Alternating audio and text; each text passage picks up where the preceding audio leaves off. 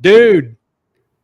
What, man? I want to go back to the green screen. We had so much energy going on. We got Sandlian, Chad Holzman in there right now talking about we had to call timeout. Jerry had to call timeout. Jim Lauer was not first. Jim, you were late. Carol Holzman. I saw Carol Holzman first. Nice. She bunched him in. That's what happened. She just That's right. She's like, get out of the way. I'm coming in here. I see Larry Hunt and Matt Ray on as well. Dude, this is gonna be a banger.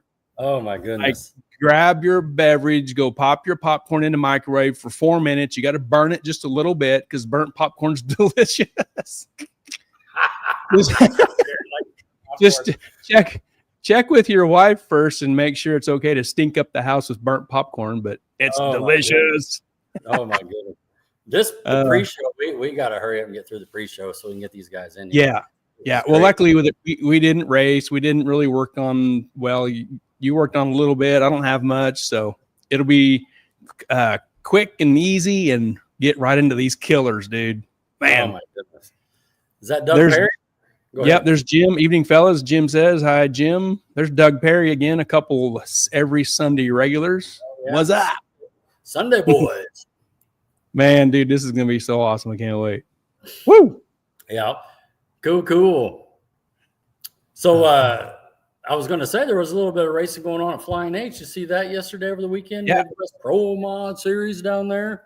Yep, some pro mods and some other stuff, Top Sportsman and the other things that follow along with that group. 420, They had a 530. That 530 is just rolling. Our buddy Kurt Riffle driving Wayne Roberts' Corvette. Everybody around here knows Wayne Roberts. Oh, yeah, Wayne and Kurt stepped in there, made some nice licks. A to B. Got before they kind of had to shut it short, I think, is had a transmission problem or something, I think. Yep, and that's that stinking curfew, midnight curfew. No. Here's Stephen Nichols says, hey guys. Hello, Stephen Nichols. Thanks for chiming in. Aaron Sampson, what up, KC? Shannon Wise, hi guys. Hey, Shannon. And Brian. And Maverick. Man, Maverick. Larry Hunt. Larry Hunt says it can't be burned. It needs to be slightly cooked, so there's a bunch of greasy, buttered, unpopped kernels to chew on. Yeah, them kernels at the bottom, they're little half-popped ones that are split with the white. Yeah, them are nice and crunchy and delicious. We're on the same page, Larry. Woo! Yep. There's Aaron Sampson. What's going on, fellas? Oh, no. You see this? Oh, my goodness. Goose in the house. Shut it down. Goose in the house. Beware, Goose is watching. You've been warned. With a little bit of butter, about 30 pounds of booze. That's why I like my popcorn. Hey, Steve Hefner. Steve, what's up, Steve? He says, what's up, boys? Steve, now, Tuesday night, right? July 1st. Okay, Tuesday night. Steve, you remember the Cutlass we saw at PRI, Rod? Oh, yeah. Yeah, in Hammer's booth. This is Steve's car. That's Steve. He's going to be on Adam Dory's podcast Tuesday night, 8 o'clock. That's going to be great. Steve's an awesome dude. His car is awesome. They just did, what was that? The race week? Is that what that was? Yeah. The Mega Week, one of them or both of them. I think they ran one of them. Yep. Yeah, Mega Week. Awesome car, man. I love that car. Every other week now, so it's hard to keep up. Yeah, there's one every week, it seems like. Oh, yeah. Yeah, that was a beautiful car. I saw that at PRI. Attention to detail. I couldn't get you away from that booth. We went get back. I made a run to got some popcorn. I came back. You're looking at something else. I came back. Yeah, it's a good car to look at. Yeah, seen some drag and drive friends that I usually only see during PRI, but once a year. So, yeah, it's cool. Here's Jim Robinson. Morning, guys. Alert woke me from my nap. Man. It's time to get on in. Yeah. Get on in. Listen to the Junkyard Stude we're going to have on tonight. It's going to be awesome. Yep. There it is. Mega Week. Yep, Mega Week. He was in the early Group A. Cool. Mm-hmm. Yep. Yeah, Larry Hunt knows that Cutlass. He said straight up banging. And he's from down there where he's at, down that Springfield area. Okay. Yep. I see him cruising to the Dairy Queen. Well, I hope we see him racing with us. Yep. There's Russell. What's up? Russell, how's Betty White? Betty White. Betty White. I seen that little post you put out. You're going to part out the wagon. Sorry to see that. Hopefully you guys got a plan. So you got a little time. Get something rounded up. Yep. Man. I am excited. Yeah, we're gonna have some stories. We might have to call a timeout, like an intermission. Eric, catch your breath. And he said, Yeah. That's right. Yeah. Well, you want to roll right into it? Yeah, let's do it. Throw some picks up. Let's catch this comment here real quick. There's Steve Hefner. He says we need to make a few changes and get the driver tuned up. Man, yeah, that's no problem, Steve. It'll happen. Yep. Piece of cake. You got it, dude. You got Blake in your corner. Man, you're good to go. Good to go. Leland Nichols. Hey guys. Hello, Leland Nichols. Thanks for coming in. Thanks for chiming in. Larry says that Cutlass needs to run Titans. That's right. Absolutely. Yes. Let's go. Yep. Titans. It can sit in the show car class with Dave Chevelle. Yeah. Yes. Golly. Over there, Stuart. We had a G-Body car show.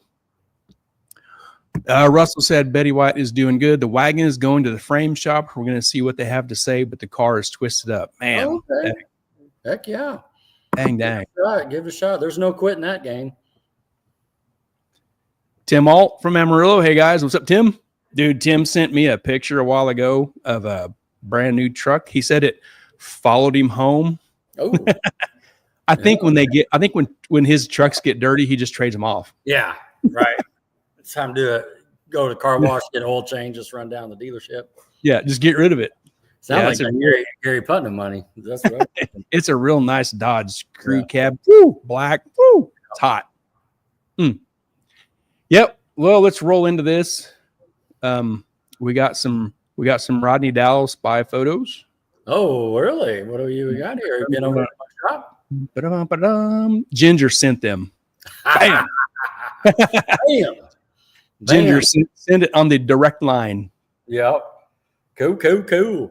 Yeah, the new bullet's in. Everybody knows a rod exit the pan at the last Arc City race. So I had another bullet sitting here. So we got it installed and should have oil pressure this week. I'm hoping. I got it in, tighten a few things up, and heck yeah. And I've been working on it for the last couple of nights, and this picture here got the front end back on, but I'm looking for good things out of here, but how clean that is. Oh my goodness. I'm gonna jump in the engine bay there and just have dinner. It's so clean. Oh my goodness. I was gonna give you a shout out. We're gonna swing this by your place, Putnam Performance, and have a little tubage done in the firewall there. Yep, so we gotta do a little work. That intake manifold is a little different height. The direction into the firewall is a little different, so we're gonna get that baby fixed up. Oh yeah, should have it all ready for Titans number 4, right? August. 6th. Yep, August 8th, 9th. August 8th, 9th. Yep. You think you're on out there? Could the student? What? Huh? We'll have to ask Brandon later. You know what I mean? Well, be careful what you ask for. Just question. I know. Question. He's over there giving us thumbs up. No one can see it, but he's got thumbs up right now. You know what we got to say? We got to say he can't do that. No, you tell him that and see what happens. What the hell? You can't do that. No, he'd be like, "Don't you threaten me? I'll just threaten you with a good time." I'll double dog dare you. Yeah. Oh, that's awesome. Leland Nichols, Junkyard Stude, is in the green room. Hang on just a little bit. We're going to drag him on. A couple of pictures. We can do this to get people on. We'd see our numbers go up. Yep. About 10 more minutes, 5 minutes. He is working. He's resting, and he's just right around the corner. Yeah. Yep. There's another pick. Yeah. Yeah, it was a good weekend. Glad to get this thing in. So. Yep, it looks good, Rod. It'll like you said, oil pressure pretty soon, and Mm-hmm. you got a little hiatus coming in July, and Yep. just work around that and be ready to race after that. So, Yeah, absolutely. yes. I took your advice too. New crank sensor, cam sensor, water sensor, all those sensors are new. So Yeah. we'll see. But yeah, I'm excited for this one. And I know the others in the Titan camp are getting ready as well, you know, with Foreman there talking about the wagon. Yep. Babyface was at Flying H. Yep. He's back out. Fresh motor, 388. Yep. Schultz putting the epoxy in. It won't be time. He'll be fired up there and switch that all around. So, and I told myself too, this week I'm taking the pan off. So I have some pictures of the old next week. So very good. Heck yeah. Yeah. A couple of you limited guys had a rough week last week. Man, what was in the air? You and Shote, man. Two of the top runners in the class had a rough weekend last week. Woo! Did you just see Larry Hunt calling out? What do we got? Larry Hunt. This is a personal invite for the Junkyard Stude to come to Thunder Valley.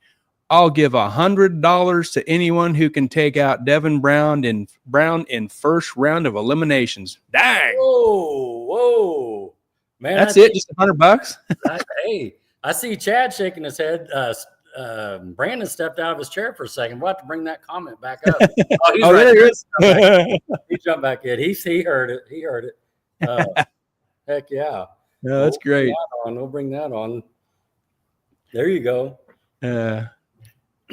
Yeah, Doug Perry says, looking good, Rodney. Thank you. Sounds like a little bounty money there. You know what I mean? Yeah. Heck dude, yeah. that they would shit their pants if the Stude showed up in Titans race. Is that right? What is this? Yeah, we'll have to talk about that. I wonder if that'll get brought up later. That's interesting. Yeah. Yeah. Cool. But yeah. A little bit. Oh, go ahead. Oh, I was just gonna say, yeah, I'm excited for where we're at this point, and appreciate you helping me get that tube, and we'll get it fired up. Yep, you've done great work to get it this far at this point, and man, it looks great, dude. I can't wait to see it run. Yeah, I'm excited. Larry says, I have a feeling I'll be keeping my money. Oh, golly, man.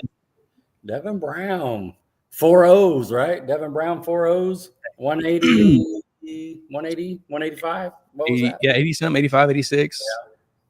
Yeah. Man, is it getting hot already? What's going on?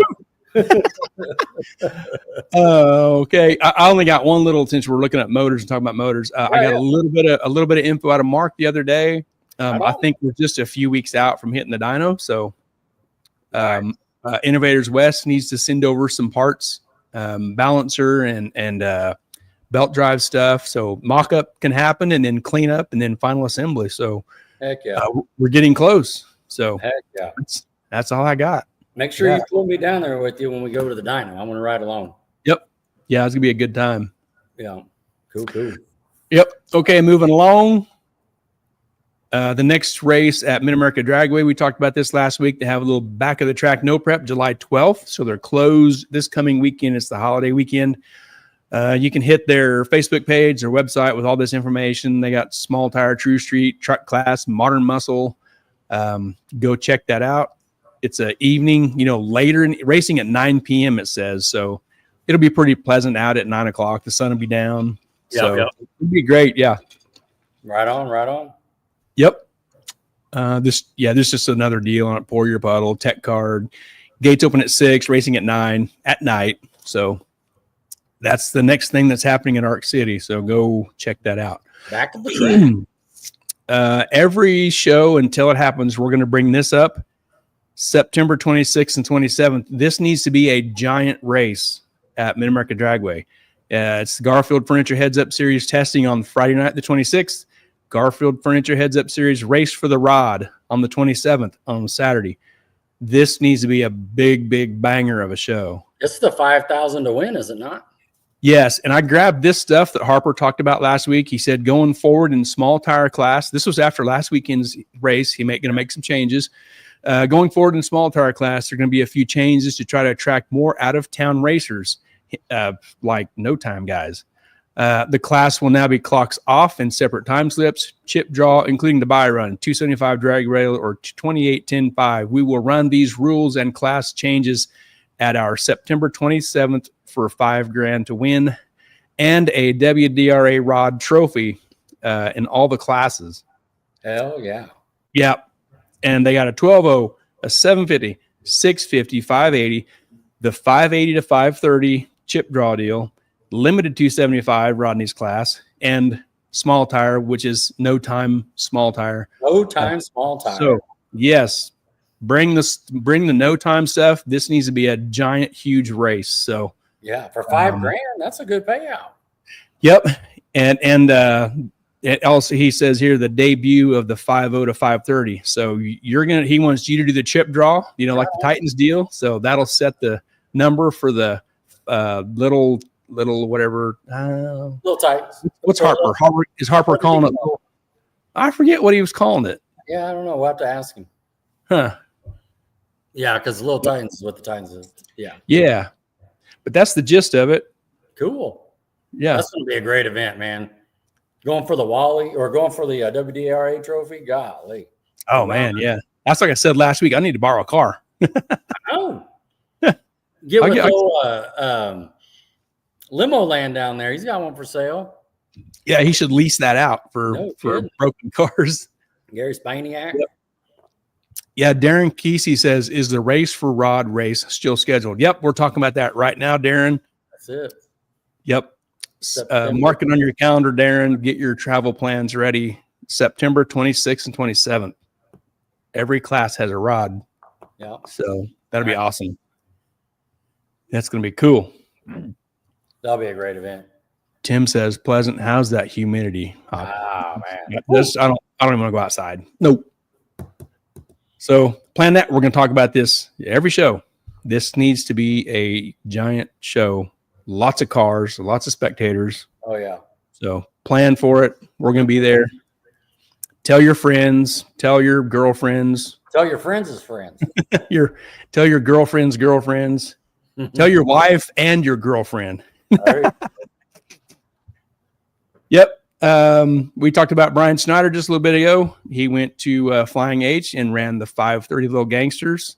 He made it to the finals, ended up losing by a whole shot to Travis Cohen. Congratulations, sir. Good job, and thanks for the great race, he says. So he didn't make it to the last race we went to, but here he is. He's ready. He's racing. And awesome. He got some money on the wing. Look at that. Got some payday action there. Look at that. It's good to see him back out, old baby face, because I saw him down there with Mickey backing up and everything. It's cool to have this little 530 class so he can go down and put that 388 to use. You know what I mean? So, yep. He's just getting her broke in for the Titans race. So when I was doing these pictures, this was something I was kind of wanted to ask you a little bit. Yep. Let's say there was nothing going on. There's an awesome track like Flying H, like this event, had a 530 class that paid decent. I don't know what kind of pay this had. No idea. Is that something like just to go race and have fun? Is that something you think you would do? Oh, yeah. Yeah, I think so too. Definitely. Dial it back and try to go a 530 and whatever, if they even on a chip draw deal and whatever, like you're saying, Yeah, absolutely. It'd be more fun like in the spring or fall when it's not so hot, but sure. Yeah, something to do, hang out with your buddies, do a little racing, try to dial it in on, whatever that number is. That'd be fun. Throw some taters. That's right. Throw some taters. That'd be fun, man. Yep. That's right. Well, we blasted through that stuff about as quick as bring on the stew. About as quick as we ever have. We got to bring in our partners. Let's do it. Yep. Let's rip that here real quick. Let's give a shout out to our partners here in 2025. Mid-America Dragway, Ultra Color Collision Repair, Mobile Recon Mobile Detailing, Titans of 10-5, the fastest small tire series in the Midwest, Sandlian Iron and Metal Auto Salvage, and Harry Street Carpet. Thank you to these awesome partners in 2025. Thank you so much. Nice. Good job, Gary. Yes. Yeah. No, we're excited to have Brandon and Chad on, and I think everybody knows it. But what did you say, Gary? On our we're on episode 86. And I think, did you do the math? And we were episode 13. Is that what it was? I did. Yeah. And when we get him up here, I got all that info I'm going to share with him. Nice. All right. Yeah. Well, I'm just glad Chad was able to come along this time. And we're definitely going to have some good time talking about what they got going on. So whenever you're ready, you bring them in. I'm ready. All right. Here we go. Oh, I got to make a spot here. Hang on. There we go. What's up, guys? Chad, Brandon. You guys hear us okay? We see you good? You hear me? Oh, yeah. Okay. Yep. Yep. It's like, Chad, you relocated to another dwelling there from before? I did. I made it home in time, so didn't have to do this in my work truck, so that's good. Yeah. So Perfect. He's in that really big warehouse where we built that $400,000 car. Massive, Right. massive, Massive oversized warehouse. one-car garage. So Right. Yeah. A giant warehouse. Yeah. Oh, man. doesn't matter the size of the garage. It's all right. So All Chad needs is a tape measure and a cutoff wheel. That's all he needs. Right. there. And he needs a welder. He needs a welder, too. Yeah, the that's- welder's handy. that's true. So, Yeah.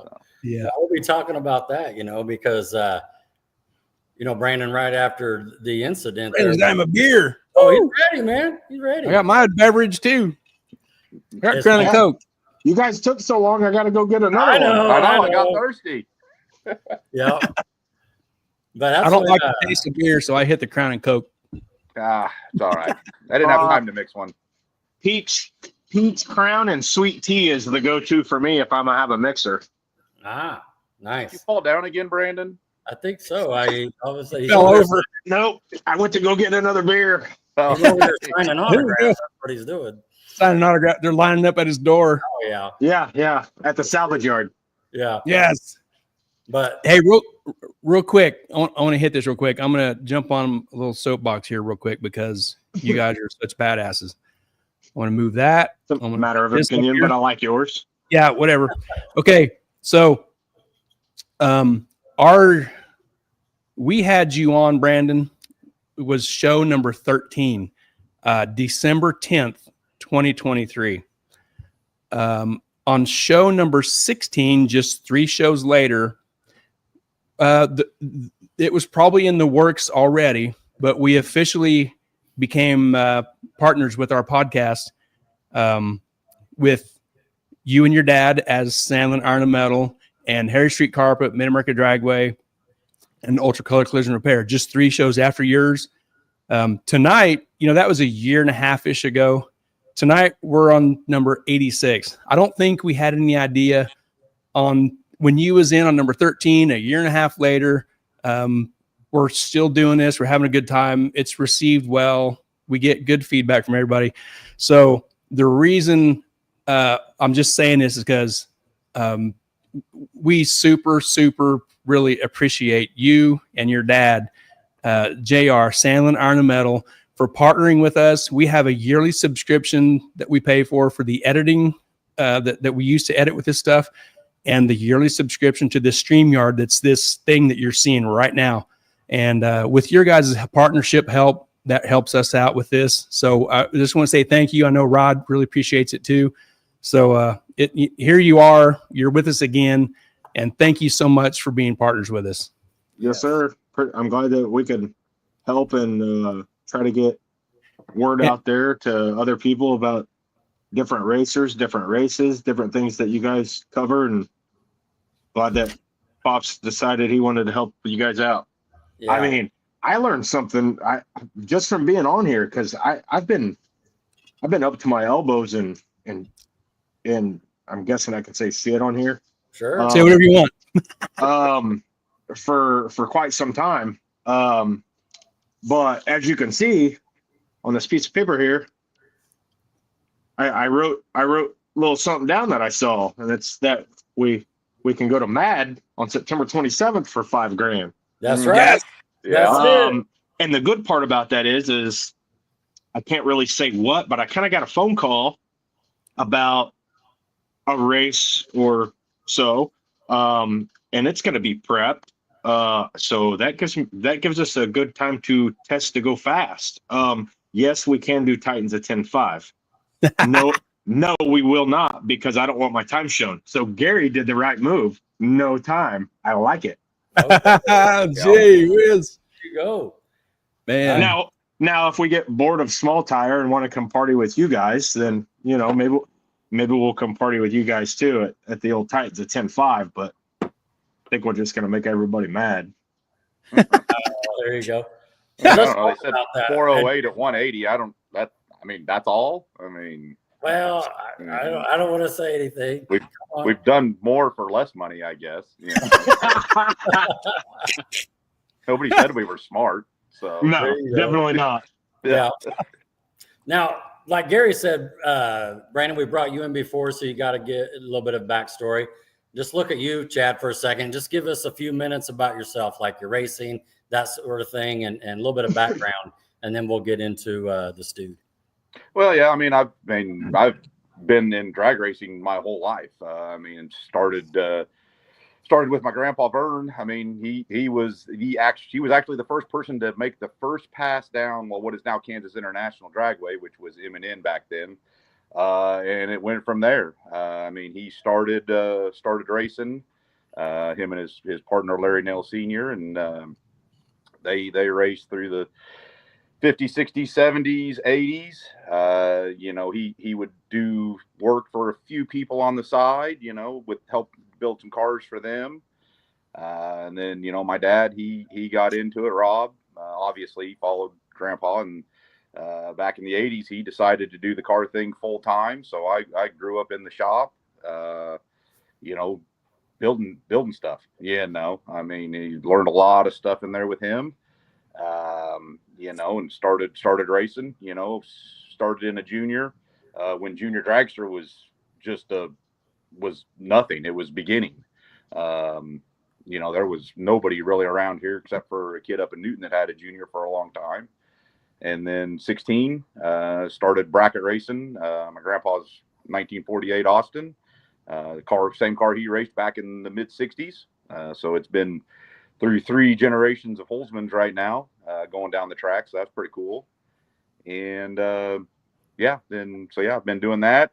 Then started running 74 Vega, had a tube chassis car that we built. Started off with a blown small block and a power glide. It run 790s, 80s, and we played around with that. Eventually moved into a blown Chrysler and a 3-speed Bruno Linko combination, and ran that for a while. Had a lot of fun with it. The guy that Bob Ulrich, the guy that owns the car and sponsored it, and ran that car for many years. Won a few races with it. Heads up big tire stuff, and I broke a rod in it, and it kind of went on the back burner. And Brandon got his deal going. And I can honestly say I was there the night he made the first pass in that car. I actually went out to take his helmet. He had ordered a helmet from us, and it showed up that day. And so I ran it out to the track to him and just kind of hung out there and watched. That's all I did at that point. I was just watching.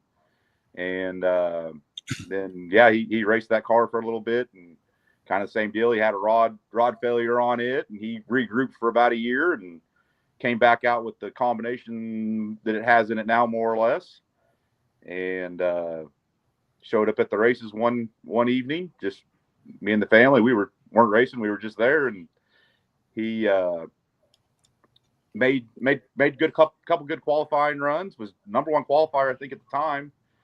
And I walked by, and he was just kind of standing there, and I'm like, "Well, what the fuck, dude?" And he's like, keep in mind, we're not friends at this time. We're just we just know each other. We just know each other. Yeah, we knew each other. That was about it. Right on.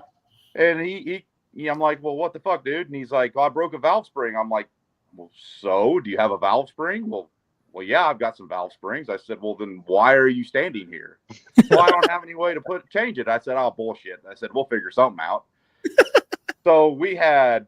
And he didn't have anything to fucking change it. It was a disaster. But we had sockets and pry bars and anything you could think of trying to pry this 300 seat pound of pressure valve spring open to get keepers off of it. And we worked on that thing until they ran the last pair of cars first round in heads in the Pro Mod class. And at that point, we was like, well, that was it. We could, and we tried, but we did everything we could. And then after that, you mean we raced the Pro Mod class?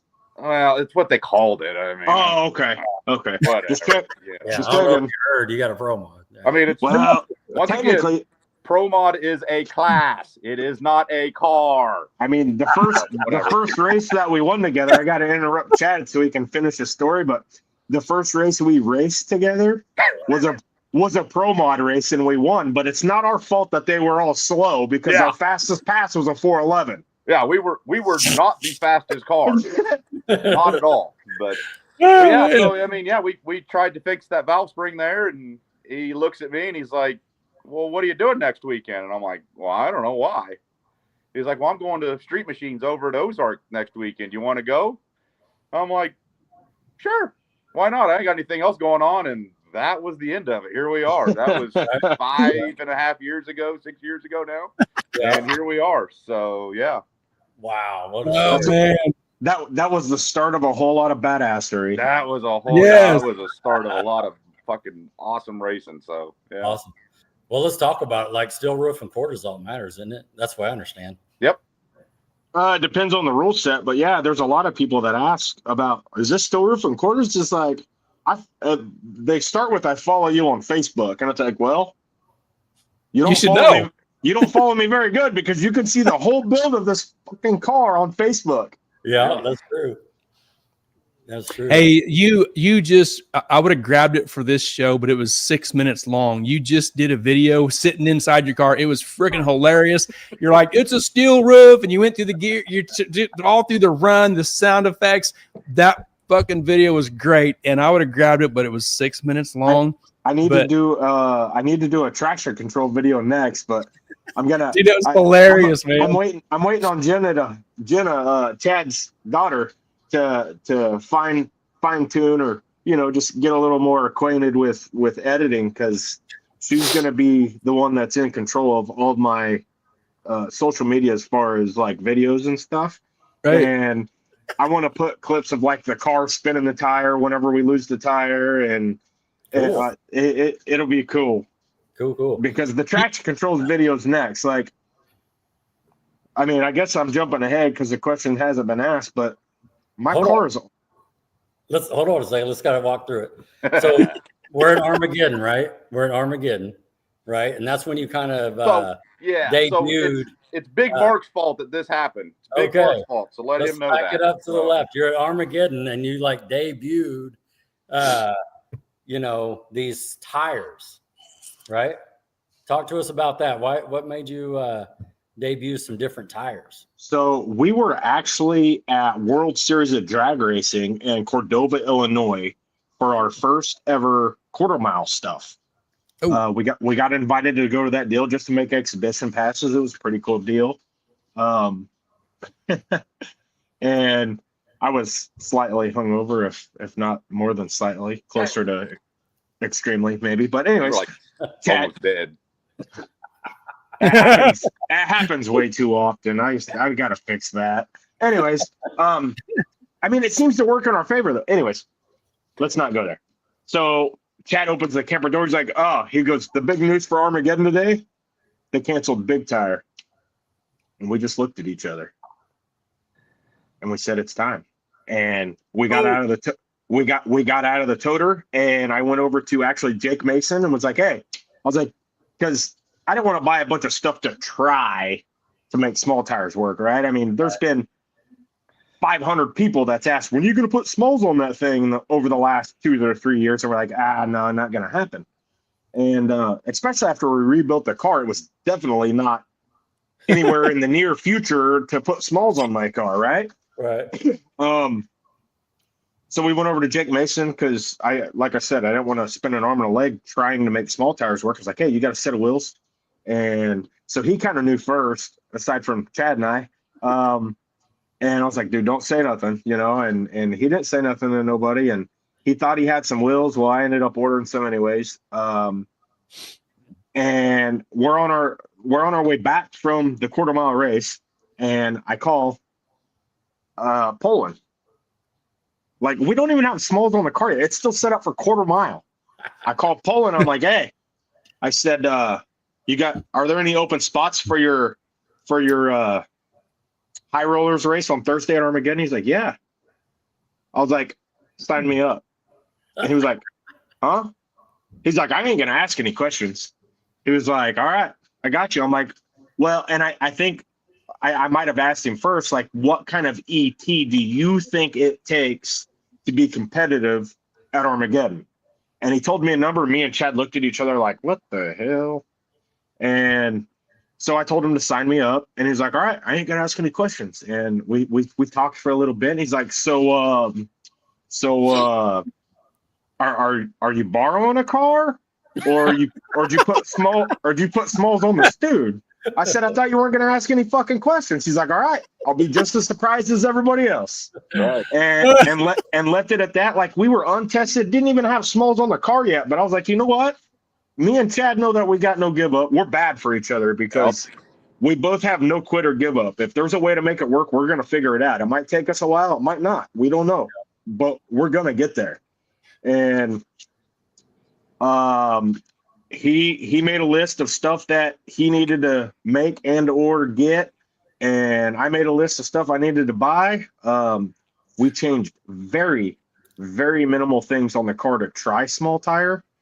I had a gear set already that I had tried on big tire. It was our gear for the street Gear. right, for big tire, and I was like, you know what, we'll try this gear out. Well, it worked, but if you look through my Facebook post from last year, you'll see all the carnage that was happening. Well, that's because we'll say we're racing 660 feet if we're going straight. So I would say for 160 foot, it was banging off the rev limiter because it didn't have enough gear. But it worked. We were winning. Like, wasn't going to change anything yet. I mean, we even upped the rev limiter. Didn't matter. But anyhow, so we went out to Kid, and I am going to share one time with you because it's fucking awesome. I'll let Chad tell you what it went when I get there. But so we went out to Kid to test because nothing against Kid, where it's at is as close to no prep as we're going to get around here, especially if they don't touch the track. Was this last year? Last year? Okay. Yeah, a week and a half or 2 weeks before Armageddon. Right. Okay. I called Kenny and I was like, don't do anything to the track. Like, and I think I might have actually had him, we might have had him scrub or brush and just drag the track a little bit to test small tire. But we had him leave one lane alone. We went out, and our first pass we tried, it went about 60 to 100 foot, smoked the tire. And I had my wife recording, his wife was recording, Jenna was recording. We had a GoPro 360 under the car. Like, we wanted to see what everything was doing, right? Right. And we made some bar changes. Tried another one, lost tire 60 to 100 foot. Made a bar change again for the third pass, lost tire 60 to 100 foot. Fourth pass, we changed the rear springs. It still had big tire springs on it. Changed the rear springs, went 60 to 100 foot again. Dang. Called a guy, actually Doc Baker. I called him to try small tire. He's also a fellow builder. I'm a huge what would you call that? Advocate, I guess. I don't know. Yeah. Of Builders Brawl. Yeah. I'm back. And he's part of Builders Brawl. He's raced big tires, raced small tires. You know, I already had his information, so I'm like, you know what? I'm gonna call him. Right. And I called him. We're gonna back up a little bit. I'm kind of like a squirrel. Sorry, guys. I called him before we ever made the first pass. I was like, all right. I was like, I don't want to wad my car in a ball. Like, me and Chad just built this thing, right? Right. And I don't want to wad it in a ball trying small tire. I was like, what do I need to do different? What's your opinion? And he was like, I think small tire is easier to drive than big tire. He goes, the difference is when it moves faster. So like if it makes a move to the left or the right, it's faster. He goes, but just do what you're doing. Don't change nothing. That made me, I want to say 100, but that'd be a lie. That made me 90 to 95% comfortable in the seat, because I knew I didn't have to change nothing. Like I didn't have to be scared of the car. Yes, I still respect the car. I always have. I always will. But I don't got to be scared of it. Right. So now we put springs on for the fourth pass. Back to the passes, guys. Put springs on. Lost tires, 60 to 100 foot. Called Doc Baker. I was like, how much wrinkle do we want in these tires? Like 60 foot. He's like, not much. I'm like, yeah. I was like, this thing looks like a slick, or like a big tire. He's like, nah. He's like, you're murdering the tire. He's like, drop your air pressure. He asked where we was at. He's like, I dropped 2 pounds. So we took a pound out of it. It went, the 5th time I let off the tranny brake on small tires, it went A to B. And it went, Chad? It went fast enough that it made us really happy. So it went faster than probably most small tire cars anywhere around here. At 188 mile an hour. We're not going to say the ET, but it went 188 the first full pull. The first full pull. Yeah. And we looked at each other. We're like, we're going to fucking party. Like this is happening. Yeah. This is going down. Yeah, if you know 188 mile an hour, you can rough an ET in there a little bit. It was slower than you think. Yeah. But it was still 188 mile an hour, right? Yeah. A lot of back end. So now we're up and we're heading to Armageddon, right? Yeah. So altogether, I think there was 8 full passes on the car before we went to Armageddon. So after that one, we made one more. Then we went back another day, and I was like, okay, we need an off the trailer tune. So we went in the other lane that he didn't touch, and we knocked it in the head with a tune, and we were pretty happy with the ET that it went. And we were like, all right, we got our off the trailer tune. And that is the first tune that we ran at Armageddon for off the trailer, and it worked. Okay. And we've just kind of gradually went up from there. So when you debuted the car with the smalls there, I mean, we all seen on Facebook, it broke the internet that day. What was it like going around, the pits, people coming up in the staging lanes and that sort of energy? What was going on there? If there was 100 people there that were going to be betting money on who could make it down the first pass down the track, 99 people would have bet against the Junkyard Stude going A to B on the first line. I can promise you that. Yeah. I mean, what we were doing, I mean, nobody had no prepped a small tire screw blown Hemi. Nobody. No prep. Yeah, no prep. I'm like no prep. Not no prep Kings, no prep, which is enough after two cars go down is sticky enough to pull your shoes off. That's not no prep. We're not talking about that shit. We're talking scraped 150 foot garbage party.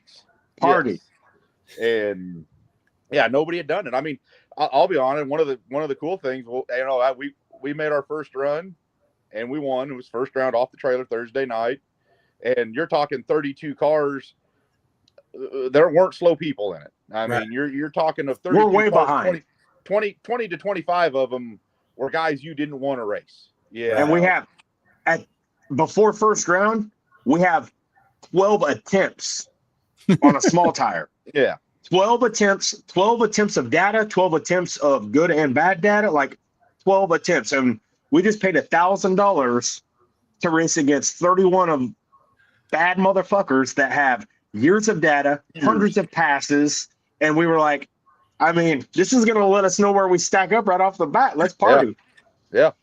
It was after we made that run, Ryan, Mitchell, and Eric, they came over, and I mean, Ryan was just pretty straight up with us. He's like, I saw you guys unload that car because nobody knew what we were bringing. They knew we were bringing something. They didn't know what.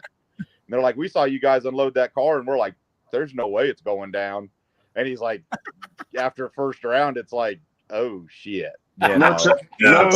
No traction control, no EFI, no auto shift. I mean, yeah, it's about as basic as it gets, So it has a grid. What are your grid? Okay, that was going to be my question. What are your tuning options to make it go down the track? So it's got a color on the third member for the drive shaft speed. That is how we tune the car. Okay. We look at it at certain intervals in the run, and that lets us know if it wants more power or less power. Yep. Like, I mean, yeah, if you go out there and smoke the tires at 100 foot, obviously it's too much power. Right. But where we look at our increments lets us know where it wants more or less, and that's where majority of the tuning for us comes from. Yeah. We don't have shock sensors. Like, I mean, it has fuel pressure, boost, timing, drive shaft speed, EGTs. I mean, yeah, That's awesome. pretty basic.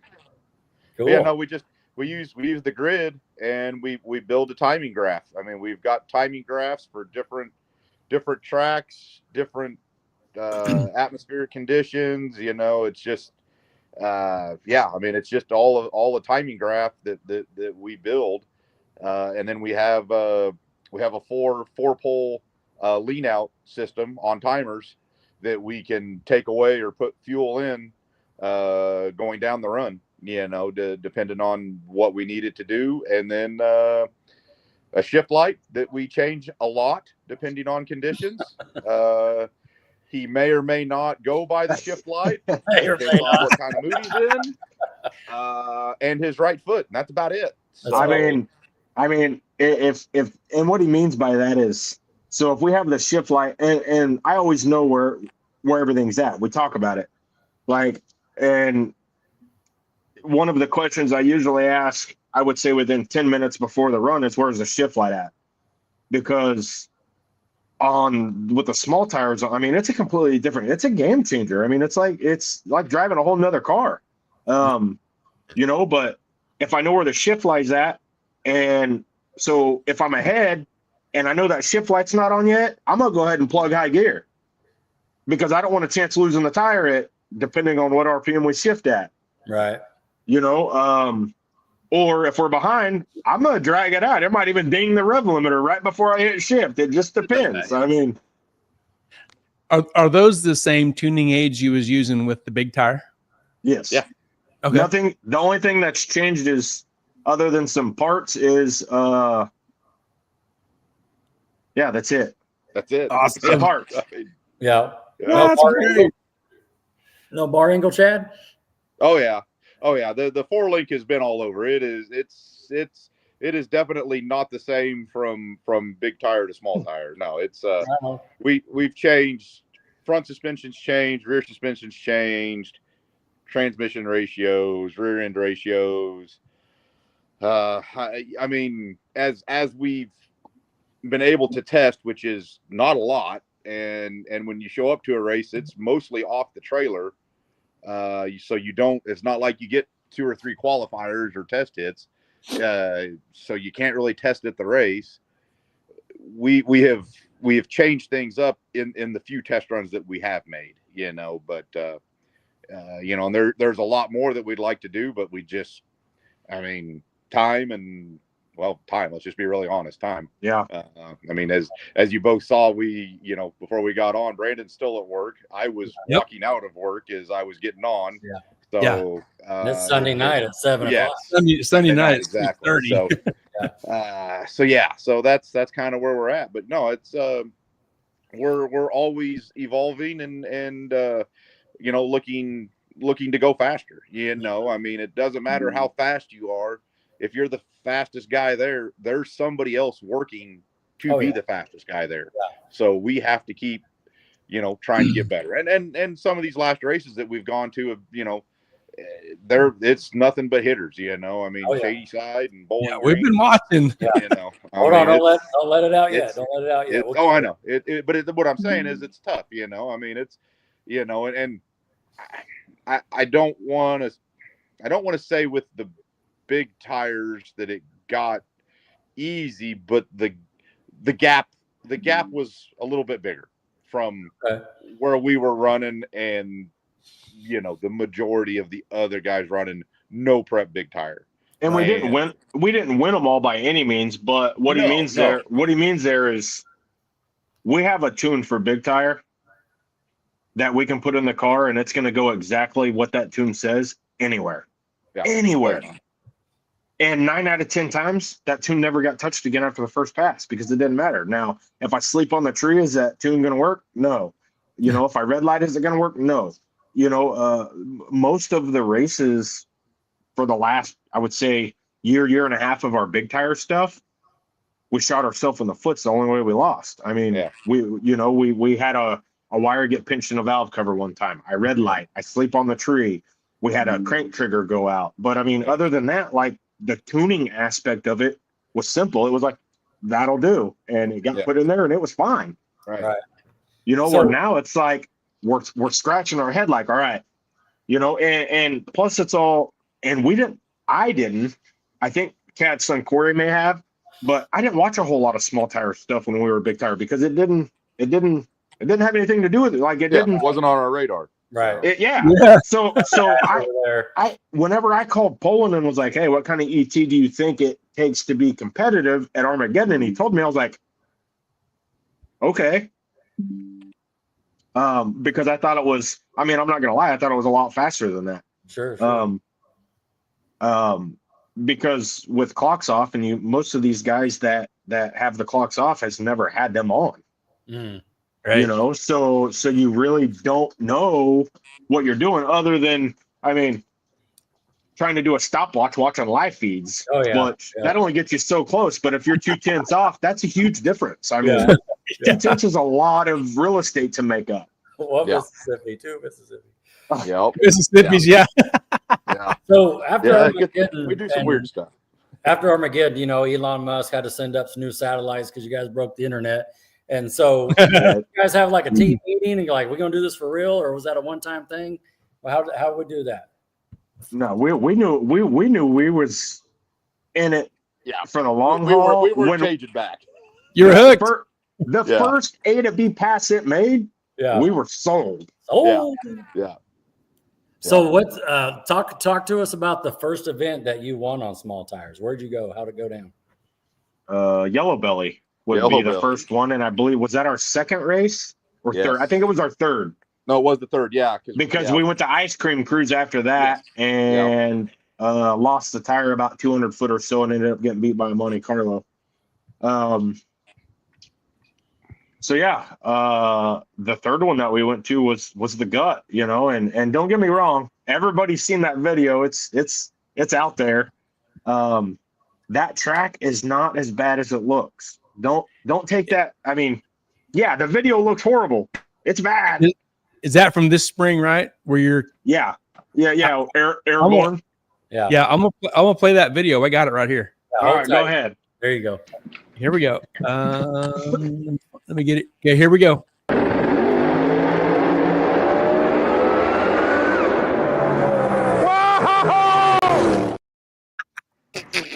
Tell us about that pass, dude. So that was the very first round of 11 total for the weekend, and we went all 11. Honestly, I slept on the tree. I knew I did. When I sleep on the tree, it makes I don't know. I got no give up. Does it make you more aggressive? Yes and no. Okay. When it's my fault that we lost, solely my fault, which is sleeping on the tree or red light, right? Nobody's gonna be harder on me than myself. No. When it's our fault, it's all right. I'm good with it. Like, all right, what's next? But when it's just my fault, it's like, because I let yes, I let fans, spectators, and all that down too. But I let my crew down. Like, I let my people down. It's my fault that we're going home. But when it's our fault, being mine and Chad's, it's like, whatever. Yeah. When's the next one? Yeah. So I knew I was late on the tree. Jason Cantu was in the other lane. I didn't know about that truck. He was racing Spike, or driving Spike. But I knew I was late, and I saw him at first, and I already knew that at the Gut, the closer you get in the left lane, the closer you get to the white line to the left of the left lane, the rougher it gets pre-shutdown. If you go over it far enough, there's actually a drain gutter. Like, luckily I wasn't quite that far over. But my deal is I knew a rough ride was coming. I didn't know it was going to be that rough because that was my first pass down the gut on smalls. But that's like at Kid. There's a bump in the left lane at Kid. Do you guys know that? Oh yeah. Yep. Because you have small tires, right? Right. Yeah. I'd have never told you for the last 5 years of racing at Kid that there was a bump in the left lane at Kid. That's I didn't funny. know. I didn't know it was there. But as soon as we put smalls on that thing, it's like, hey, there's a bump in the track. So anyhow, I held on for the ride. I mean, I knew it was going to be bad. I didn't think it was going to be that bad. I didn't even know I was airborne. I just knew that when Chad got down there to pick me up, I was like, dude, I was riding a fucking bull down here. And I didn't know it was that bad. Like, honestly, we didn't even check the bottom of the car at that point in time because we didn't know it was that bad. Yeah. Yeah. The next day, however, we did because we got to see video. Hey, It was that bad. yeah. Speaking of that video, when you broke the internet, look at this. That track channel, I think was the name of that deal. Yeah. This was like, I just grabbed this today. It's had 1 million views. Yeah. Wow. Yeah. Dang. That's incredible. Yeah, that was wild. So, Yeah, that was a great video. There was a lot of racing that weekend.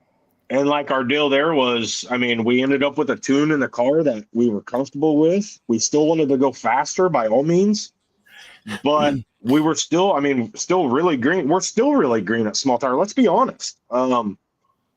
So it's like, we don't know. We know what our numbers say as far as what we look at, but we don't know what we can get away with.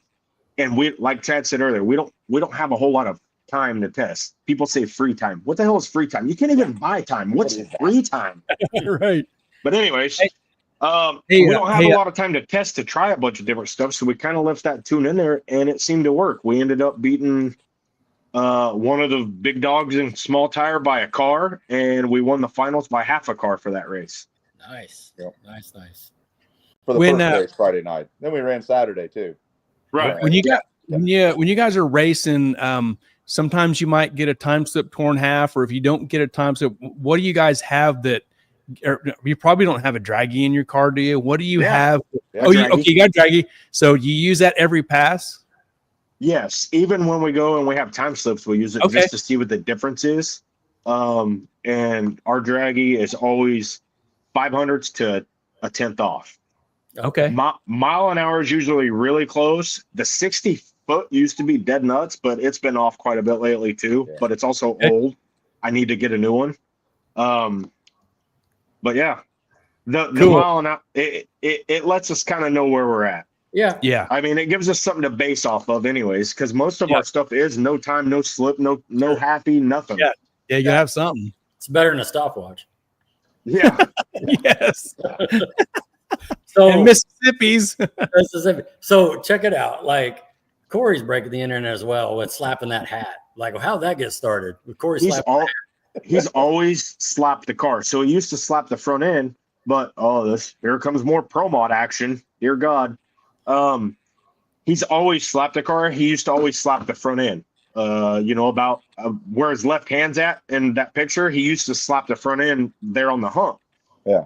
But how did that start? It's just something he's always done. So he's what he's done from the beginning. He's 18. So he's 18. So I can get away with saying this now.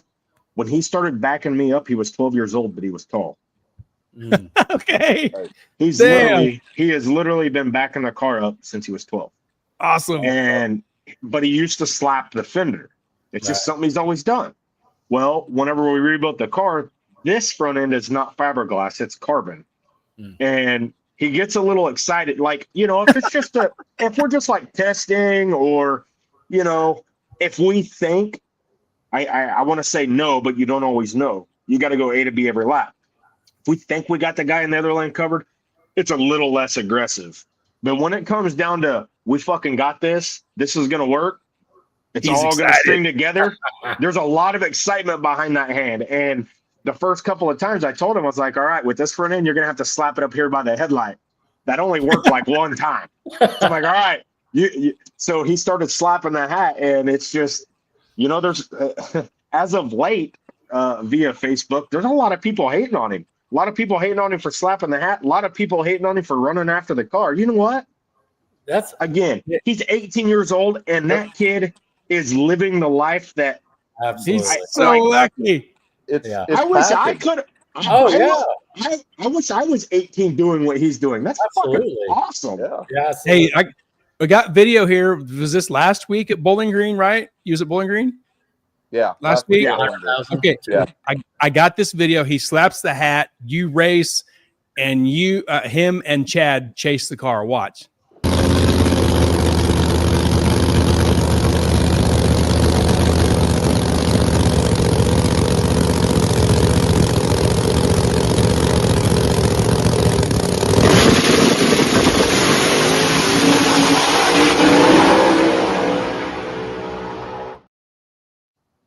That's awesome. so badass. You totally should have played the Axeman video, not that one, because Chad totally thought we lost. Don't worry, I did too, because at the 330, I saw he was still at least a car in front of me, dude. But on the Axeman one, you see Chad go, and then the wing light comes on. Well, here's the finish line. Oh yeah. And at the 330, he still had a car to a car and a half on me. Like, oh geez. Ooh, It looks like it looks like you poked that Sedgwick County license plate out on him right there. It does look like it, but if you see where my front bumper's at, which is the stripe, and you see where his front bumper's at, that pecker don't make a damn bit of difference. The bumper still winning that one. But you got the front of the fender. I gotta give Todd Spears a shout out here. So we're gonna back up to the Gut, our first race, right? Okay. that we won, and we got Spears in the final. And so for that race, and it happens sometimes now too, not very often, because we're a little better on the front half than we were 6 months ago. But you know when you're late on the tree, like you just know. And when you're not, and you see the guy, so when I first, like we're back to the Gut, right? I let off the button and I see the guy in the other lane, a car to a car and a half, 2 cars in front of me. And I'm like, I just smile and I'm like, just wait, it's coming. and when the power rolled in, baby, woo! Well, so when we raced Spears at the end of the track, the very first thing he said when we got out of the car was congratulations. We shook each other's hand. He's like, man, he was like, when that thing turns on, it fucking turns on. And so for first round at Bowling Green against Axeman, he ended up telling Chad this first because Chad wouldn't talk to him before I did. But we raced Axeman and Todd's in the stands. And he sees that we're behind. He taps the guy beside him. He's like, "Oh, just wait. I've seen this before." I've seen this before. Yeah. He's at a front row seat. Yeah. Movie ends. That's awesome. Oh, good stuff. Hey, and I mean that's part of where we started and what worked for us. So it's kind of what, when the track is shit, we go back to where we started. Because we know what we can get away with. Again, it goes back to the whole testing thing. I mean, I probably have less than 60 passes under my belt with small tires right now, where we're racing all these heavy hitters that's got years and years of passes and data where we don't, So, I mean, there's a bunch of things, not a bunch, but there's things we'd like to try different on the car, make adjustments and try different things to see if it will benefit us. But we got to have the time. That's something that's hard for Chad and I both to come by. I mean, like you guys said, it's Sunday at 6:30 when we jumped on here, and both of us were like, you know. Yeah. I mean, when Chad got on, he still had a hard hat and safety glasses on. That's right. Trying to keep them on. Let's go. Yeah. So, Chad, Corey's your son, right? Yes, sir. And so let's talk about this for a second, because I'm going to lead into this. You guys are messing around, racing big tire. Brandon just said, hey, he's been backing me up since he's 12 years old. Right. I'm assuming he was always watching like Street Outlaws and that sort of thing, right? Oh, yeah. On TV. And then now you guys switch over to smalls, and like now you're rubbing elbows with some of those cats. Like, who's his favorite? And or like, I'm sure, and you can answer this how you want, there's probably a couple of them in your pocket that you want. You know what I mean? Because I know we keep receipts and we take names. So, Great question. Yeah, I mean, I don't know if he really has a favorite racer. I don't know. Ask him. Corey, do you have a favorite? Oh, he's right there.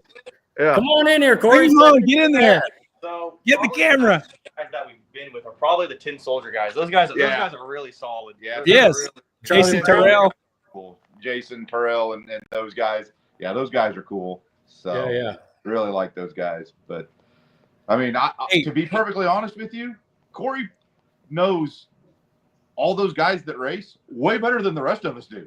Oh yeah. I mean, That's what I'm saying. He's on the starting line all the time, and I mean, honestly, I don't think they have any fucking clue who I am. I know. And They're gonna learn. multiple reasons, and that's cool. Whatever. So that's great. I'm glad. So yeah. That's what I'm saying. You guys made such a team there. You know what I mean? Because Oh man. years you have in the chassis shop. You know what I mean? He's the understudy, knowing all who's who and who. And then, of course, you got the madman, Stude here, Brandon, that's just pedaling that car. It's just what a team. Corey, tell us about the hat slapping. How does that feel to slap that hat and then walk away and watch the car go down the track?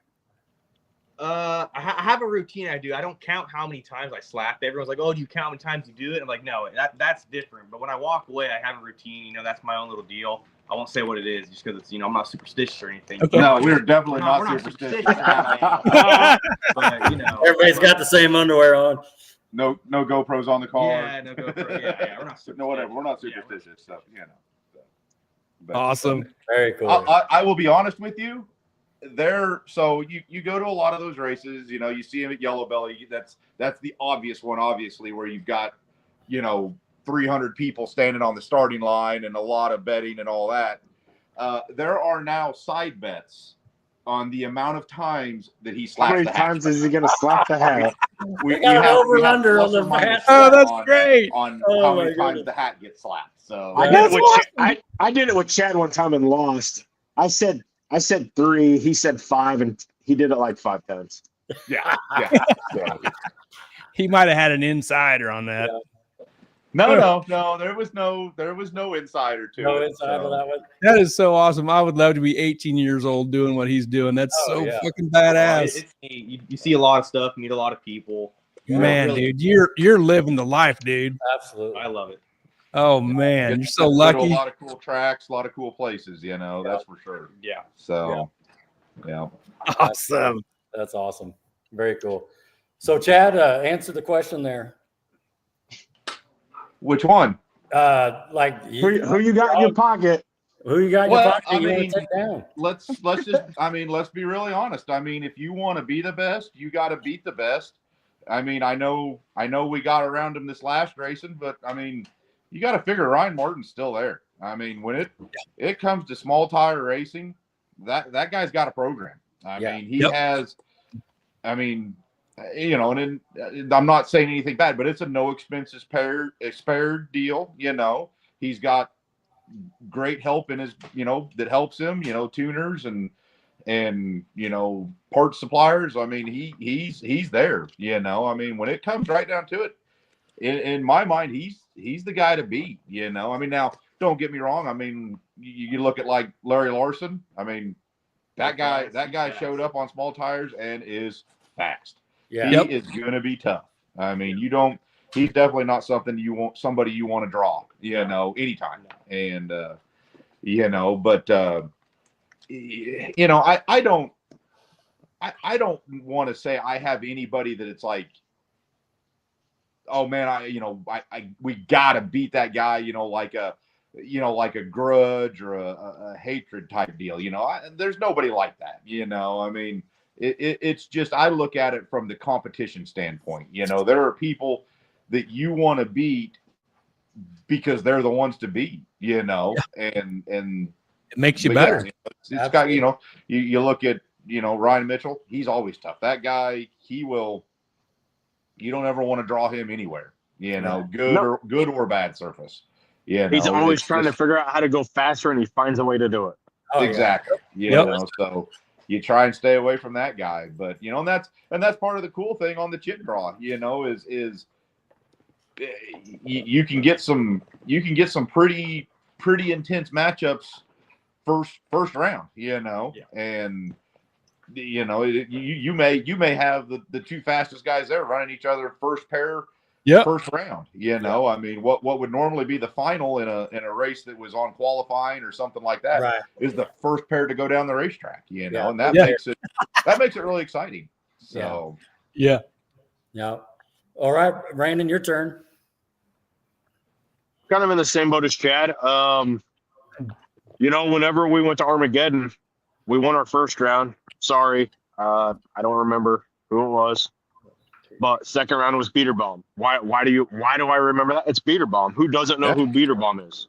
Yep. Right. And when we won second round, I was like, we're doing something right. Like we are on the right track. This dude has got probably thousands of passes. Like we're on the right track. And I'm just kind of following Chad's suit here, you know? And it's like on that point, Beaterbomb, I'll give it to him. He was really stand up. We ripped a valve stem out of a tube first round. Okay. And we didn't have any spare wheels and tires, so we were changing the tube in between rounds. And in between rounds, the wheels that we ran, no names, they're a good company, but they were using at the time an inferior beadlock bolt. So as we're taking the bolts out and putting them back in and we're torquing bolts, half of them are breaking. Ah, damn. So we are scrambling to try and find beadlock bolts and found enough beadlock bolts, got it changed, this and that. And we were like second pair that round. Joey waited for us. They kept telling him, it got to the point they told Joey that if he didn't start his car, they would DQ him also. Damn. And he waited on us. And you know, so I just want to, you know, hey, you know, he was all right. It was very solid. So shout out. So we snagged that win. You know, I mean, if there was as far as somebody I want to beat, everybody in the other lane. That's what's in my pocket. I mean, that's what's in my pocket. Let's be honest. Whoever's in the other lane, but it's like I kept saying at Bowling Green, you know, it's the guy in the other lane. So we don't have time shown. Uh-oh. It's a guessing game. And what Chad and I do is what happened? You froze. You're getting too far away. I thought somebody said, uh-oh. Yeah, you quit wandering around. So what? Quit wandering around. So, you know, there's no times in what we're doing. So it's a really big guessing game as far as, well, do we have enough? But what Chad and I have gotten away from, and Corey adds his input sometimes too on the old tuning, and it does make a difference. But we try to go as fast as we can go A to B every pass, regardless of who's in the other lane, because the other lane's irrelevant. If you don't go A to B, the other lane doesn't matter. Yeah. So I mean, as far as somebody being in my pocket, I really got nothing. I mean, my go-to would have been Ryan Martin, but we got that out of the way last weekend. When we went to the 75K race, we were chasing our tails from right off the trailer, and the announcer had it right. Did we have the yellow belly tune-up in it? Damn right we did. The track was good. Yeah. We went out there and literally boiled the tires as soon as I let off the button. We're like, what the hell? Well, I mean, I guess we got nothing but time here. So I own a salvage yard. I got a 97 Chevy pickup in with a 5-on-5 bolt pattern. Perfect. Now I can, because I run 5-on-5. Now I can scrub tires in with this truck, right? Instead of my car, because it's not feasible on my car. So I tried to do a burnout out in the street a couple of times, and it just didn't have enough oomph to do it, you know. And it was a one tire fire, which is fine. I just do one tire and swap them out and do the other one. No big deal. So I was like, all right, instead of worrying about traffic, I'm gonna do it in the parking lot. Now, got a salvage yard. The front parking lot is asphalt with that nice, shiny, oily sealer over the top. So after the second one, we were like, all right, we're going to change the tires and knock the tune in the dick, because we thought maybe it was the tires. We talked about it. It's like they're oil soaked, like the tires are junk. Keep in mind, this is the biggest race we at that time. That was the biggest race we've ever been able to be a part of, ever. Yep. And we look like fucking asshats out there blowing the tire off on the fucking button. So, I mean, needless to say, the demeanor wasn't good in the pits. We were like, what the fuck? You know? Yeah.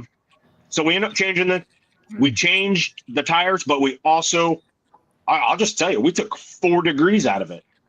Like, it should have looked like we were taking grandma to the fucking grocery store with a baby in the back seat. And it hauled ass. And we were like, whoa. Yeah. What do we got going on here? Yeah. So now we're kind of in left field because, well, we just took 4 degrees away from what it ran what it should have ran with 4 degrees out of it. So now we're like, all right, well, like, this doesn't make sense. Nah. So there wasn't a whole lot we could do with the tune and be comfortable with because we have no fucking clue what's going on, right? So we end up winning round 1, won round 2, go to round 3, we got Ryan Martin. At the end of the track, he was like, would you guess on the, we'll just replay it. I left. I saw red. It was clearly red, like plenty of time to see red. Right. And I was like, fuck.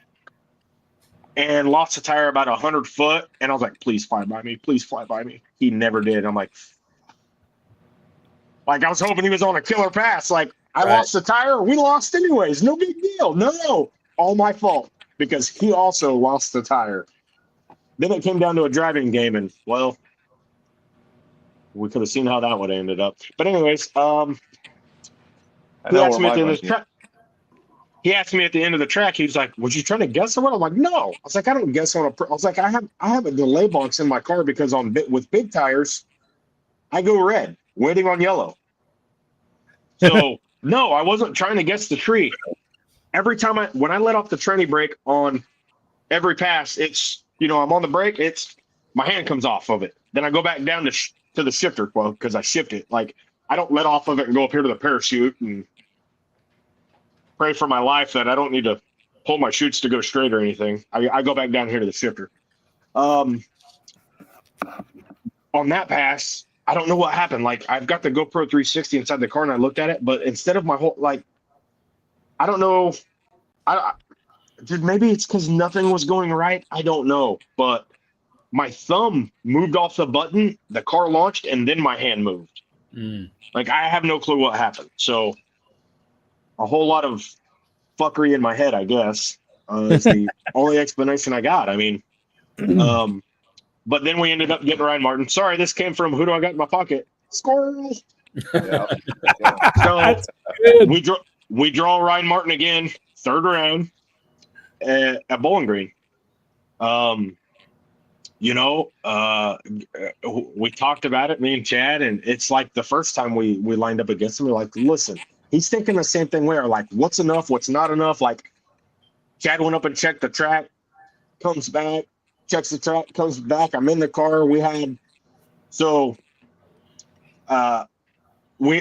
one thing that we can do at the line, and it's either on or off. And he checks it, comes back, checks it, comes back. He's like, fuck it, we're plugging it in, right? It's on. And at the end of the track, he also told me, I was like, he was like, yeah, he was like, I don't think it's Hobby. I think it's somebody else. He's like, they had that computer hooked up to my car 12 times trying to figure this out. Yeah. Because it's like, what's enough, what's not enough? Like, again, there's no time shown. So it's like, do we try something here and see if it works? Or do we go with this A to B tune and get there? Yeah. It's like, so the good part about when we drew him this last time was me and Chad talked and we were like, dude, it's the same boat. Like, they're doing the same thing. Only last time they lost the tire against us. They're not losing the tire against us this time. Let's go A to B. Let's not try something different. Right. Let's do what we know is going to work. Right. And it kind of worked out in our favor. I mean, the left lane was trash after it rained. But in lieu of us winning, there was 4 cars that won in the left lane 3rd round and 4 cars that won in the right. So it wasn't completely horrible, I guess. I don't know. But when we went up there after it rained, it to me, it became our kind of party. It was no prep. I mean, Yeah. and I say that, but the left lane was no prep too. And well, we shot ourselves in the foot. We lost the tire. We took power out of it We just didn't take enough. But again, that goes back to not having enough laps and knowing exactly what we can get away with. And we know that Kyle Canyon's fast as well. So we didn't want to take grandma to the grocery store when we wanted to go A to B. We didn't quite get it done. But on the Martin Pass, we got it done. He didn't tree me. I don't know what the tree was, but he didn't tree me because I saw him out of my peripheral for 60 to, I would say 100 to 200 foot, maybe. Other than that, I never saw him again. So I was so excited. Inside the car, that was probably one of the most exciting passes, winning passes I've had, because I was lit up. Yeah. Because I told him at the end of the track, man, yes, there's a lot of chatter about the Stude right now on Smalls, but we're 3 guys. It's me, Chad, and Corey. My wife helps, his wife helps, his daughter helps. Like when push comes to shove and like there's a problem between rounds, sure, everybody's throwing towels, throwing tools, cleaning up, doing whatever they got to do. But 95% of the time, it's me, Chad, and Corey. We got a 3-man team where everybody else with our caliber of cars got 6 to, well, I'm going to say 5 to 10 people, Right. Where we're just we're a small fish. And I told him that at the end of the track. I was like, man, I know there's chatter about the car. I was like, but we're minnows in your guys' pond and you're a fucking shark. Like, this win is huge. Yeah. Hell yeah. Because, I don't know. It's that we didn't win the event, but we won for the weekend because that shows that we're on the right track. We're making the right moves. And we need some more time. Yep. No, I agree. Speaking of that too, Larry Larson won. He was on West Buck, and I was watching that feedback. And that dude's backdoor action's killer too. Yeah, it is. Yeah, he just mentioned that like he's doing the same thing we're doing. It's dead up front, but baby, when it turns on, it's on. Yeah, he just mentioned like these big small tire events is going to be it, for the next few years. These big 75, 100,000, come on, steel roof and quarters. I mean, is that what you guys just plan on chasing, that sort of stuff? Yeah, I mean, it's whatever's kind of local to us. I did switch the car over to big tires to go to Builders Brawl. I'm not going to do it again. Never going to happen again. The amount of work it takes, I got to change the rear gear, the tranny. I got to make it a 3-speed instead of a 2-speed. It's a headache. And, my deal is we won Builders Brawl twice. And honestly, the reason I put Biggs back on it to go to Builders Brawl was it paid a little better, sure, but I wanted to go 360s. The clocks were on. And the last time we were there, we went, and I'm going to say it because we don't run Biggs anymore, we went 375 almost every single lap last year. Dang. And I was like, I want to go in the 60s. Like, I want this to happen. We didn't get there because, again, the tune was, we're still chasing this tune thing. Finally figured it out. The grid has a corrupt file. So we finally figured that out, which is why we didn't look like monkeys chasing a tiny little football at Bowling Green. Bowling Green, yeah. Yeah. Very cool. Very cool. Yeah. The amount of work, the things that could go wrong. Like, I didn't want to go to Bowling Green. I was the closest I've ever been to throwing a towel in. Like, I was almost broke. Not financially. I mean, that too, but now we're not talking financially. I'm talking just me. Like, I was so close to being broke. Like, the gremlins that you see people fighting on Facebook or social media, where they have this problem or that problem or this or that. Like, we really haven't had a gremlin in 6 years. 6 years. There was nothing but gremlins kicking me in the teeth and in the dick for fucking a month and a half. And it was one thing after another, and I was just like, oh. Yeah. But I got to give it. I'd have probably done it anyways, but I got to give a shout out to old Matt Bruce, because I was talking to him on the phone. He was actually here at the house helping me one night, and seeing all this shit I was going through for the night. I called him. I went to start the car and something else went wrong. I called him. I was like, dude, I'm about done. He's like, he's like, the Brandon I know don't have no give up. So I was up till 3. I was up till 3 o'clock in the morning that day again too, and up at 6 to go to work. But we got it figured out between making phone calls to Starter and Speedwire and Chad. Like, we got it figured out. We made it. We went there. We went around. So it was worth the heartache and misery that I went through to get there. But boy, Right. I'm telling you, I wanted to throw the towel in so bad. Yeah. Hey, Gary, pull up that comment there from Zach West. It's like a good shout out to Brandon. Yes. Zach West says, I got a blower belt from the Stude from Ozark in the finals. I hated to ask for it because they was upset, but that belt is hanging on my wall. That's Right cool. on, dude. Right on. And I read a comment earlier where Troy asked if the clocks were off, if you could set track records. Track records don't win races. I don't care about those. If they come, they come. If they don't, they don't.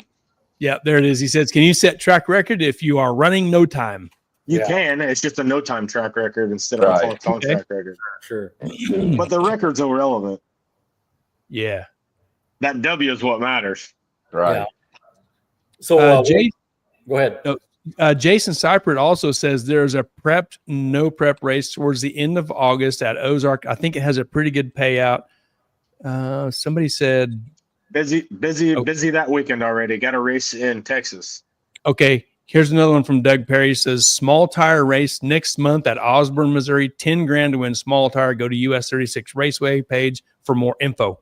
Yeah, thanks, Doug. Somebody already sent that to me, and I'm pretty sure we might show up to that one. Oh, just maybe. Yeah.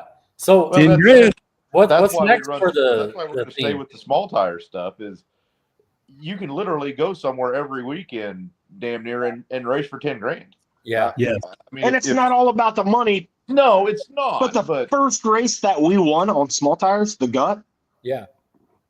there was more money in my hand from 2 nights of racing, winning, than cumulatively in the last 5 years I've gotten from Big Tire. And won way more races than just 2 in Big Tire. Right. Didn't you win Friday and Saturday, right? Yeah. Both times at the Gut, actually. We back to back the Gut 2 times in a row. Yeah. 2 big tricks. 4 in a row at the Gut. So yeah. Pretty awesome. What's your next? Wow, that's so cool. The Gut is our bitch. I'm just telling you, if everybody should go to the Gut at least once and experience it. Stay away from the left. Everybody has to experience. Just stay away from the left side of the left lane. In person. I mean, even if you don't race, I would go for a big race. Don't go on, like, if you're going to go to just watch, you don't want to go on like a Wednesday. No, that's where all the bad rep comes from. But if you you should go, and like Chad said, go and just watch a race one time. Yeah. If they have a small tire gangsters race or something, just to watch. Everybody should experience the Gut. So I've never been. Have you, Rodney? My first question, the first time we went there was, there was people standing all over, and there's been comments about it. But I'm like, what happens if I hit one of those guys? Am I responsible? They said no. Which, I mean, let's be honest. It is what it is. But I said, I'm not racing if I'm responsible for that person, because I don't know what's going to happen when I let go of my button. They said that it's they're standing out there. It's their deal, blah, blah, blah. So fuck it. I send that thing.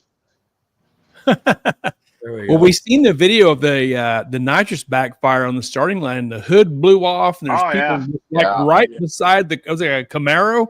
There's people right there, and they shit their drawers. You have to have. When that happened, we look up, we see this hood in the air, and we're like, "What was that?" Yes, it was intense. See, so places like the Gut is where I get lucky that Chad is tall and Corey's tall, so they can see to back me up, because I'm telling you, it's crazy. Yes. So what's next on the agenda? What's next on the schedule? I think the Osborne race. Yeah. Or no. In July. No, yes, the Osborne race the end of July. Yeah, end of July. Yeah. And then June, July, August. Then we have one at the end of August.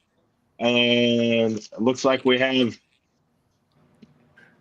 some testing and a race to go to on September 26th and 27th at Mid-America Dragway. Heck, Sweet. We'll see you there. Heck, Armageddon before that, right? Armageddon. Oh, yeah. September 13th will be Armageddon. Yeah. that'd be cool. That's That's if I have enough. That's if I have enough parts. See, Yeah. that goes right along with, the car. Nothing on my car. The only thing I have gotten free for my car in 6 years, and I might be wrong. So if I forgot, I'm sorry, but I'm pretty sure the only thing I've gotten given to me, sponsored to me, is a shifter pod. Dang. From Mick Snyder at Snyder Motorsports. Other than that, everything's fucking paid for. I mean, don't get me wrong. Dad and I's business helps me out Sure. every once in a while too, but majority of that car's out of my pocket, out of us winning races, and that doesn't go very far on a caliber of a car. Right. Sure. So That's I don't. That's have, why we see you working at 6:30 on a Sunday night. right. That goes right along with the of whenever. I mean, and don't get me wrong, he works for his stuff too, but whenever we can put somebody like Martin on the trailer, there's more meaning to that because he has the financial ability to go test every day if he wanted to. I don't. Like, if I wanted to go test 15 laps this weekend, I can't go do it. Like, I can't. It's not feasible. It's like, it's not in my budget. Yeah. Speaking of that, in between races, what kind of maintenance do you do on the car? Well, so Big Tire used to pretty well get bearings every weekend because, well, we were a little harder on it. Like, and I say it got bearings. I would check the bearings, and 9 times out of 10, I'd just put fresh ones in it because it's cheap insurance.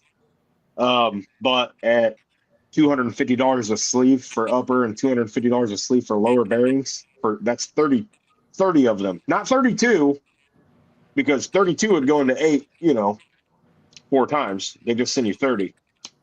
It used to get new bearings. The most passes that we have put on a set of bearings so far on small tire is 19. And if I wouldn't have put a fresh set of rods in it, I'd have put all 8 of them back in.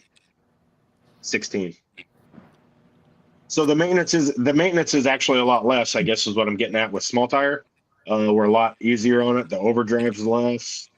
You're not turning it as hard as you used to, and the bearings are happy. The oil's happy. I mean, right now the only time I got to deal with a bearing issue is if we have it really fat because it needs less power, or if it's cold out, then it squashes the bearings from being fat. How many laps do you get on a set of rods? Used to be 25. I'm gonna go. Yeah. Woo! 25 is the count that it's the suggested count, I guess, from just racers in general. But now we're going 30 and might even push it a little further, depending on how I feel when we get to 30 and what's going on.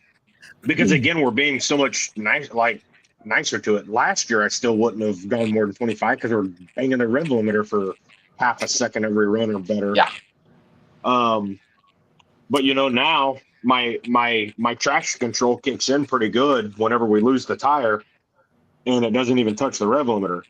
And my traction controls my brain and my foot and my ass. I feel it happening. So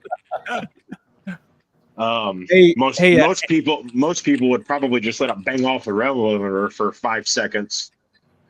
Andy Willabay says, "Did you get an invite to Abilene's No Prep?" Yeah, that's I need to send him my money. But yes, we will be there, Andy. When is that? The end of August. Okay. Ooh, it's gonna be hot. Damn. Yeah, it'll be all right. It'll be a little warm. It'll be all right. Blower belt with big tires on there. Lucky to get 5 passes out of a belt. Wow. I think the most we've had on a belt with small tires so far is like 14, And the only reason we changed it is because it was the semifinals, and we were like, "Hey, let's put a belt on this leg." Okay. That was gonna be my question. Do you wait for it to break, or do you have a number you hit and it's like new belt at this number? So like with the small tire, the one with 14 runs on it, it's marked. And if we ever have some of that free time people talk about, and we go test, it might get that belt on it because there's nothing wrong with it. Like it doesn't have a single fray on it anywhere. Right. But that's not a chance we're going to take later at a big race or later in rounds. So it's just not.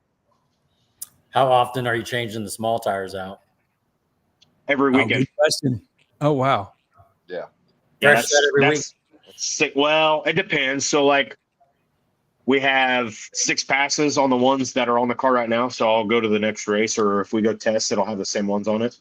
Ryan Mitchell actually came up at Armageddon, and we had, I don't know how many ticks. Well, we had 12 when we got there. Yeah. Right. And he looked at the tire, and before we ever even ran, he was like, you want my opinion? Or he's like, you want my advice? I'm like, sure, I'll take whatever you want to give me, man. He was like, take those tires off right fucking now. Like, no double digits. And I was like, dude. I was like, it's the only set I have. Like, the other set I have on scrubbed in. I'm not going to put a fresh set on for a $40,000 to win race. I mean, I did a burnout in the parking lot with these. Come on. I did the next day, actually. Actually, we went out to the street. And in front of Thunder Valley, broke him in front of Thunder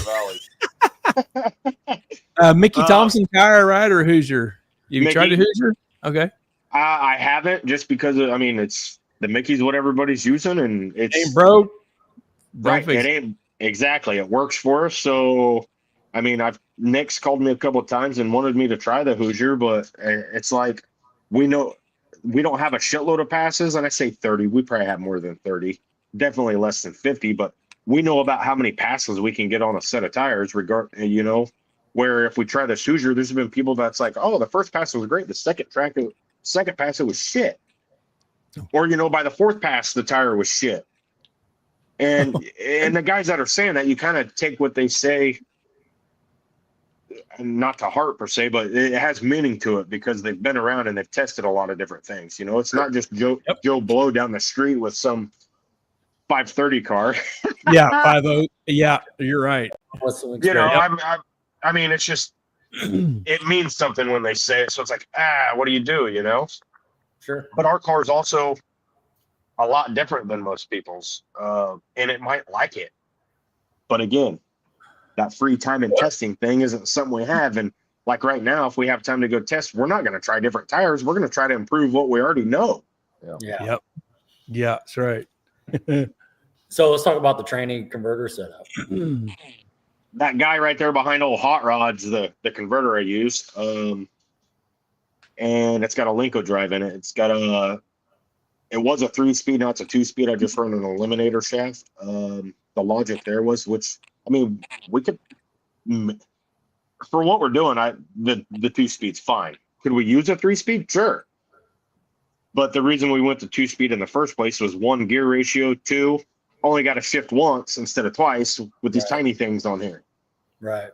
But yeah, it's pretty simple deal. Linko drive with a Neil Chance converter. Easy. Yep. Andy Willowbay says, do you run the 28s? The 28S? 28. Yes. Yes. Okay. Yes, the stiff sidewall. Stiff walls. Yeah. Okay, stiff, right. Yeah. Good.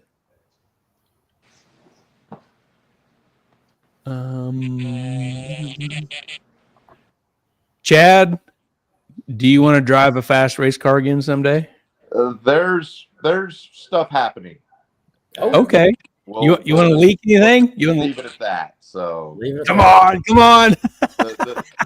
Let's just say the Vega is not gone anywhere.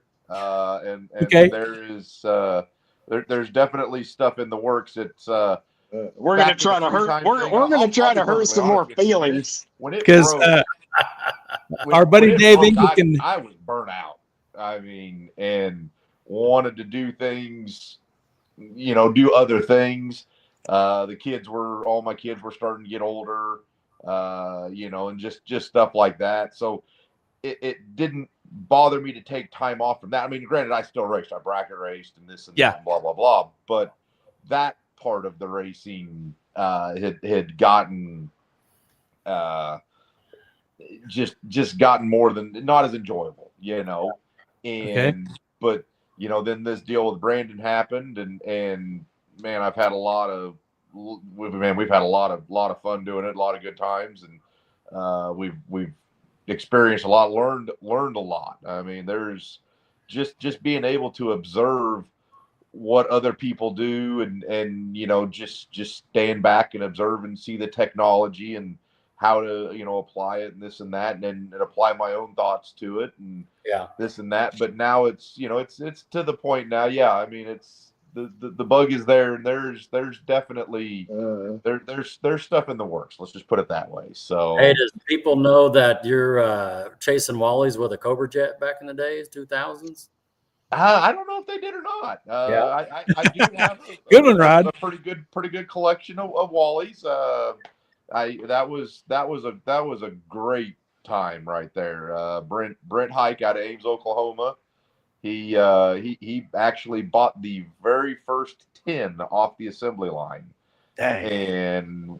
And me and my brother Jimmy and a couple other guys, Gary Stennett and Tim Nicholson, we actually got to travel the country chasing NHRA stuff, running stock and super stock. Got to go to the U.S. Nationals a few times. I was actually a class winner at the U.S. Nationals, which was really cool. It's a big deal. Dang. Yeah. So yeah, we did that for about 3 years, and you know, Brent always has a plan when he starts something, and he has goals for his racing programs when he does them. And after that third year, we had pretty much accomplished, you know, everything that he had really set out. And you know, like you said, we had a lot of fun, got to meet a lot of people. I still say the last year I got to drive the 2010 Cobra Jet that he owned, and it had a Liberty 5-speed in it. And to this day, it is still the most fun I have ever had. I can imagine.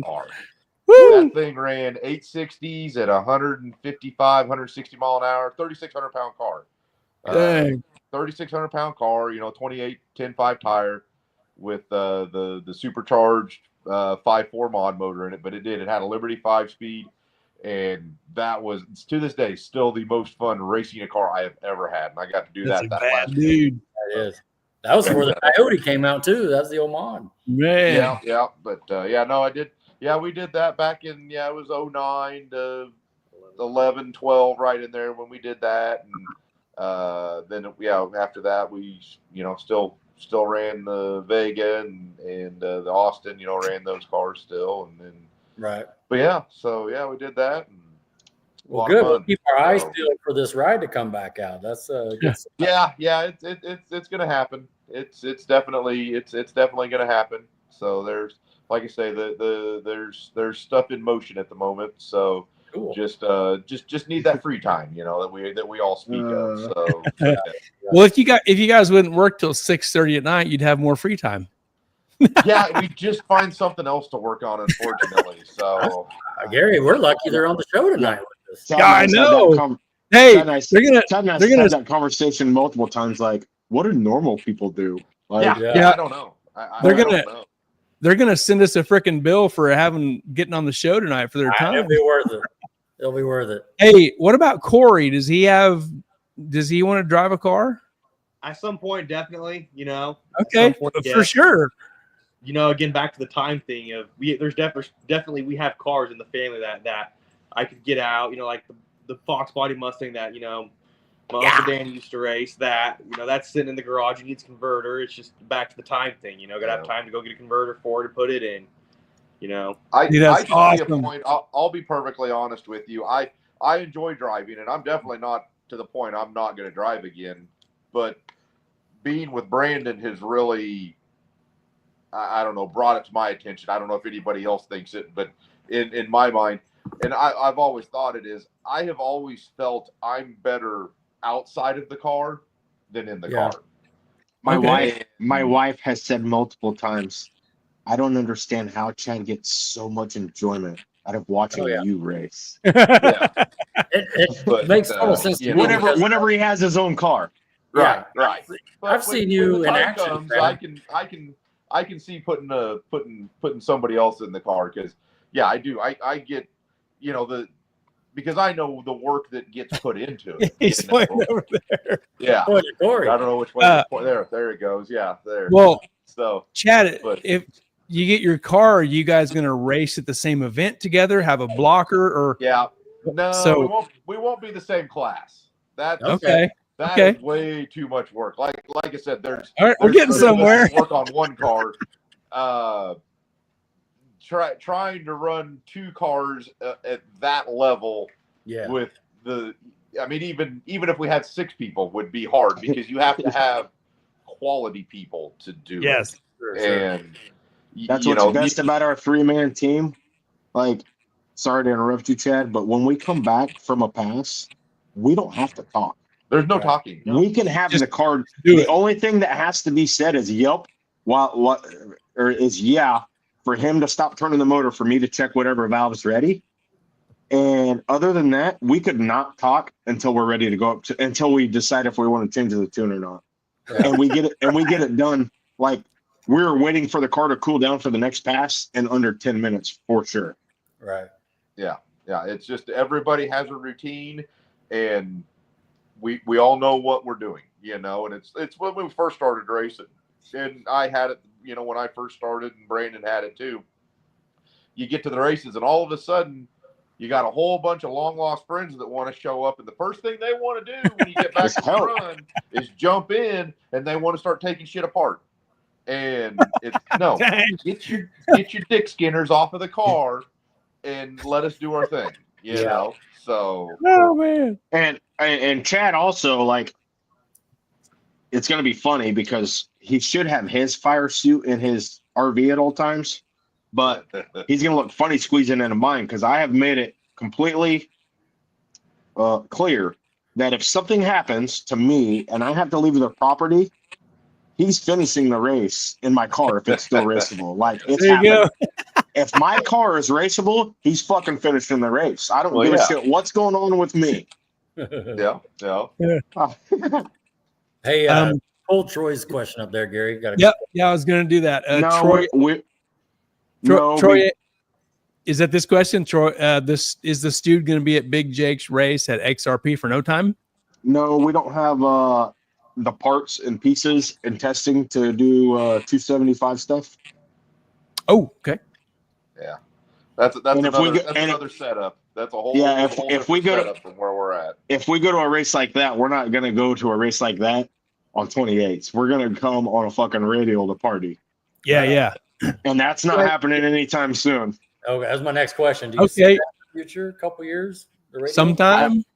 I mean, if small tire dies and radial no time's where it's at, then yeah, I mean, no time's not going to die. But maybe by the time that small tire dies, big tire will come back, and we're still ready for that too. We still got all the pieces and parts. There you go. Man. There you go. Don Irwin says this is one of your best shows. On a side note, I beat Ryan Martin on small tires at Ozark over 20 years ago. The only help I had was my wife. No one even put me in the beams. Don Irwin, he's a great dude. Old school. That guy's been That's in awesome. Ozark forever. Heck yeah. Yes. And your dad had a comment. He said 521 with a question mark. Well, so what he means by that is also, so Dad bought a car. I don't know if you guys have seen it. I'm sure you have. He posted it on Facebook, but he also bought a Studebaker. Well, when he bought that Studebaker, it's just got a big block Chevy in it with a little old huffer on top. But with that Studebaker, he also bought a 521 Hemi. And if we go radio racing, guess what? That small Hemi's coming out of my car, and I'm gonna put that big old bitch in there. It's gonna get all the sauce. Right. Dang. You heard it here. Coming to get you. And that's still old school too. The old 521 there. I mean, it's still an old motor. I mean, nothing that I have is the latest and the greatest of anything on my car. I mean, I have kinetic shocks, but they're pretty simple. I mean, they're nothing special. All the sensors and gadgets and gizmos, and I mean, even the grid. The grid's old. I mean, come on, Yes. it's a fucking grid. Yeah. When we were struggling at Shady Side and even Cordova with the grid, you'd ask people, hey, we were having problems with our grid, and they just they would look at you like, you guys still run a grid? One guy was like, oh, so and so would probably give you fuel tech to put on your car. He's like, this car gets so much exposure. I was like, yeah, right. I was like, nobody's giving me shit. Yeah. And I'm not asking for it. Yeah. I'm not gonna lie, after playing with your dad's fuel tech, I wouldn't be opposed to it if somebody walked up and handed it to you. So yeah, we need to turn his boost back on, by the way. yeah, we're gonna put that safety back on. Yeah. That's funny. That's like old school pictures me and Rodney see of a car with an air to water intercooler and a digital 7 and a big stuff. Just 20 years ago shit. Go to a racetrack and count how many mags you see sticking out of a hood these days. It's that we have to carry 2 of everything because we're the only ones that have a mag. So yes. Damn. So you hear about MH7, MH5, motor wise, these Proline high dollar $100,000 motors. Talk us through your setup, your combo there with your motor. So it's not a really old block. The newest. So I have 2 identical blocks. One's a light block, one's not. Which just one's got more metal that they cut out of it. But I mean, it's a 2018 block. I mean, it's not the latest and greatest of anything, and it's just it's a top alcohol dragster NHRA legal block. That's all it is. Yeah. Awesome. About the cylinder heads and that sort of thing. Cylinder heads are good. They're TA1X heads. Okay. Brad Anderson. Yeah. Very cool. No, it's got the bigger valves in it. Blah blah blah. The only reason I share that is because when I'm looking for parts, it's on the internet anyway. So sure. Right. People want to search enough, they can figure. It's literally a small Hemi. It's a 477.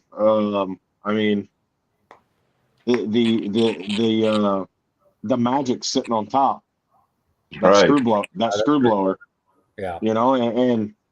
And we don't have a throttle stop to manage boost on launch, or an air throttle, I guess is what it would take for that.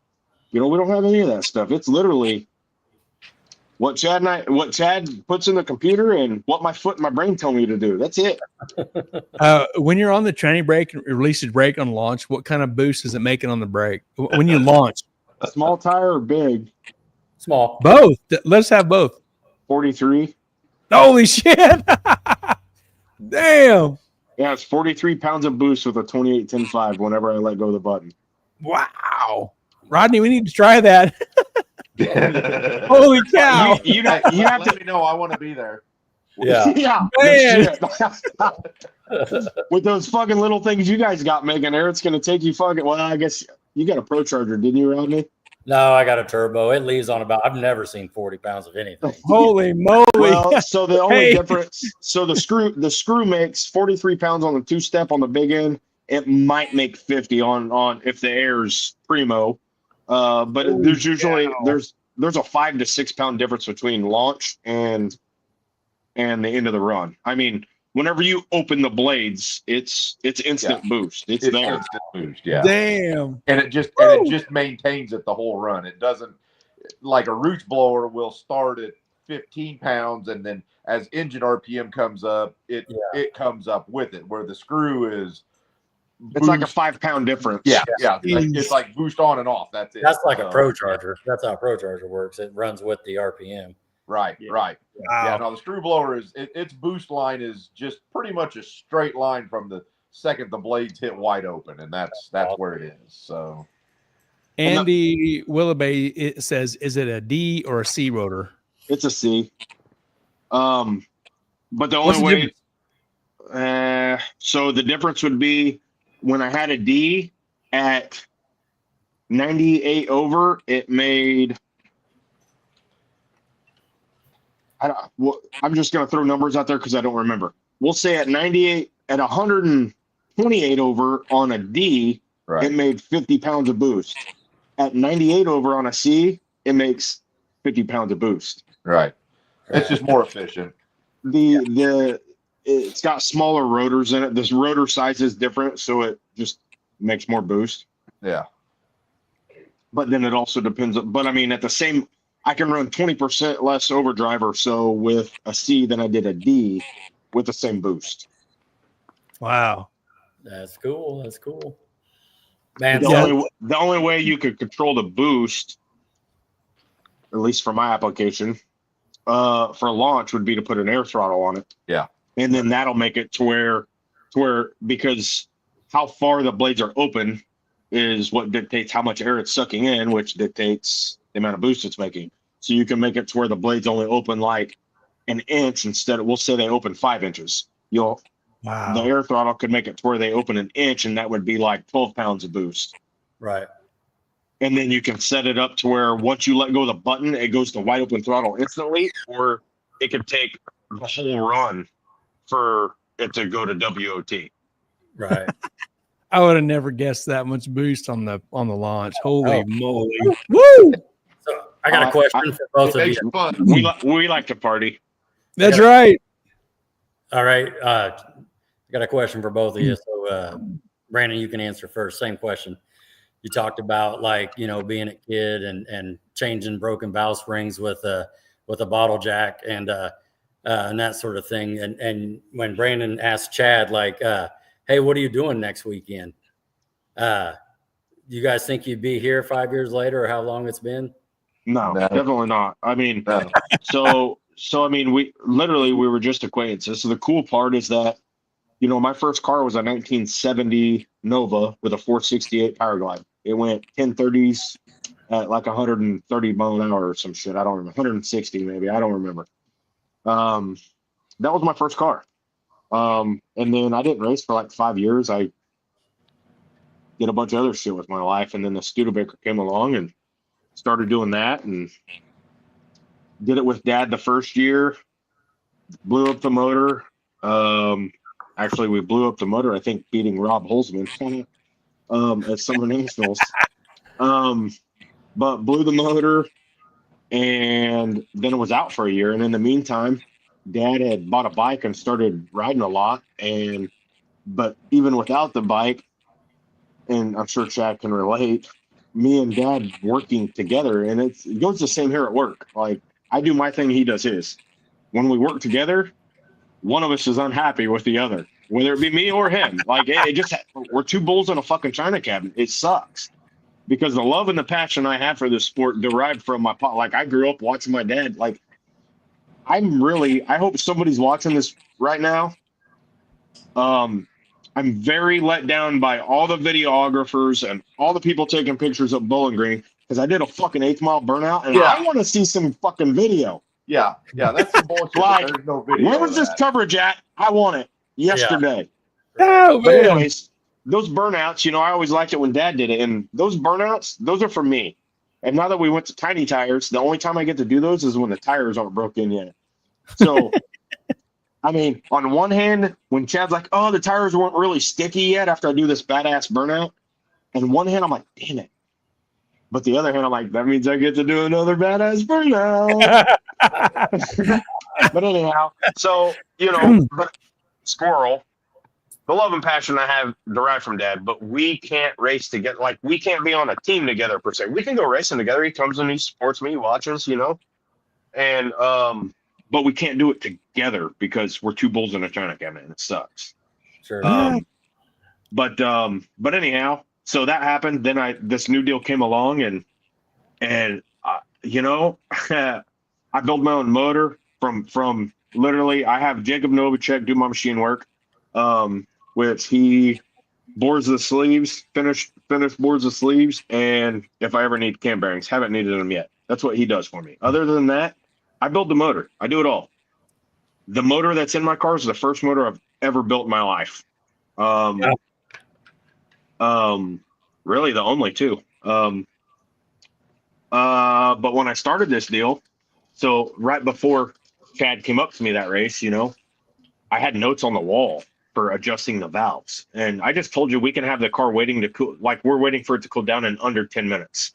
It used to take me more than 10 minutes to adjust valves on one side. Right. Because I was very green and very stupid and was like turning the motor over and looking at the wall at the notes and looking back and like, yeah, and went to this race and ended up qualifying number 1 and the valve spring broke. I had a friend helping me out, but I mean, he didn't know any more than I did. He knew less than I did, So, I mean, I had the caliber car that you guys see right now, I had and knew nothing about. right. Like, completely in left field. But I was like, you know what? I want to fucking go race. Send it.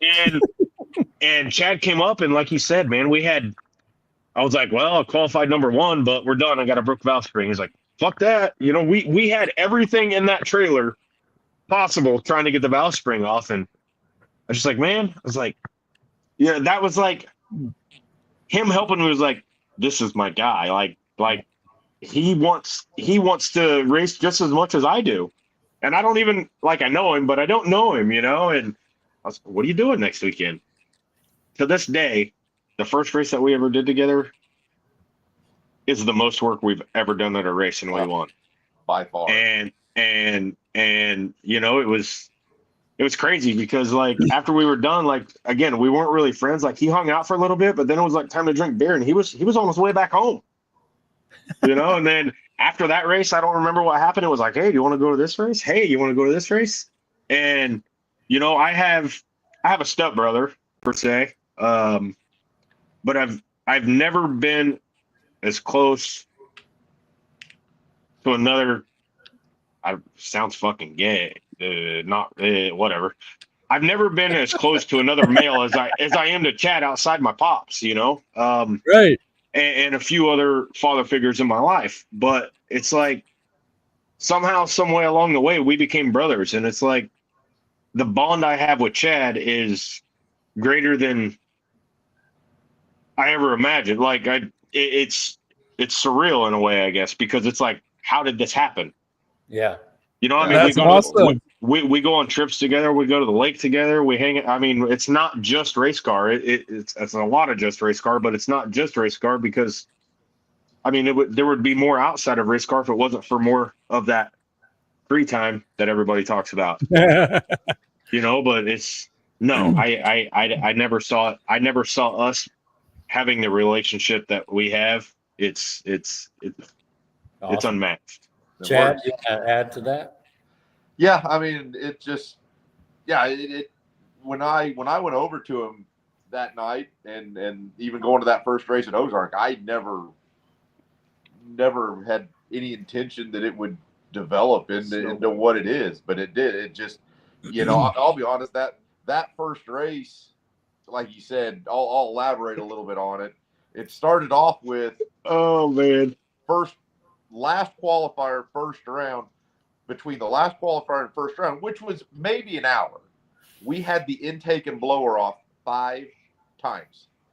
Because with no blower bars. Last qualifier that blew the rear intake seal out.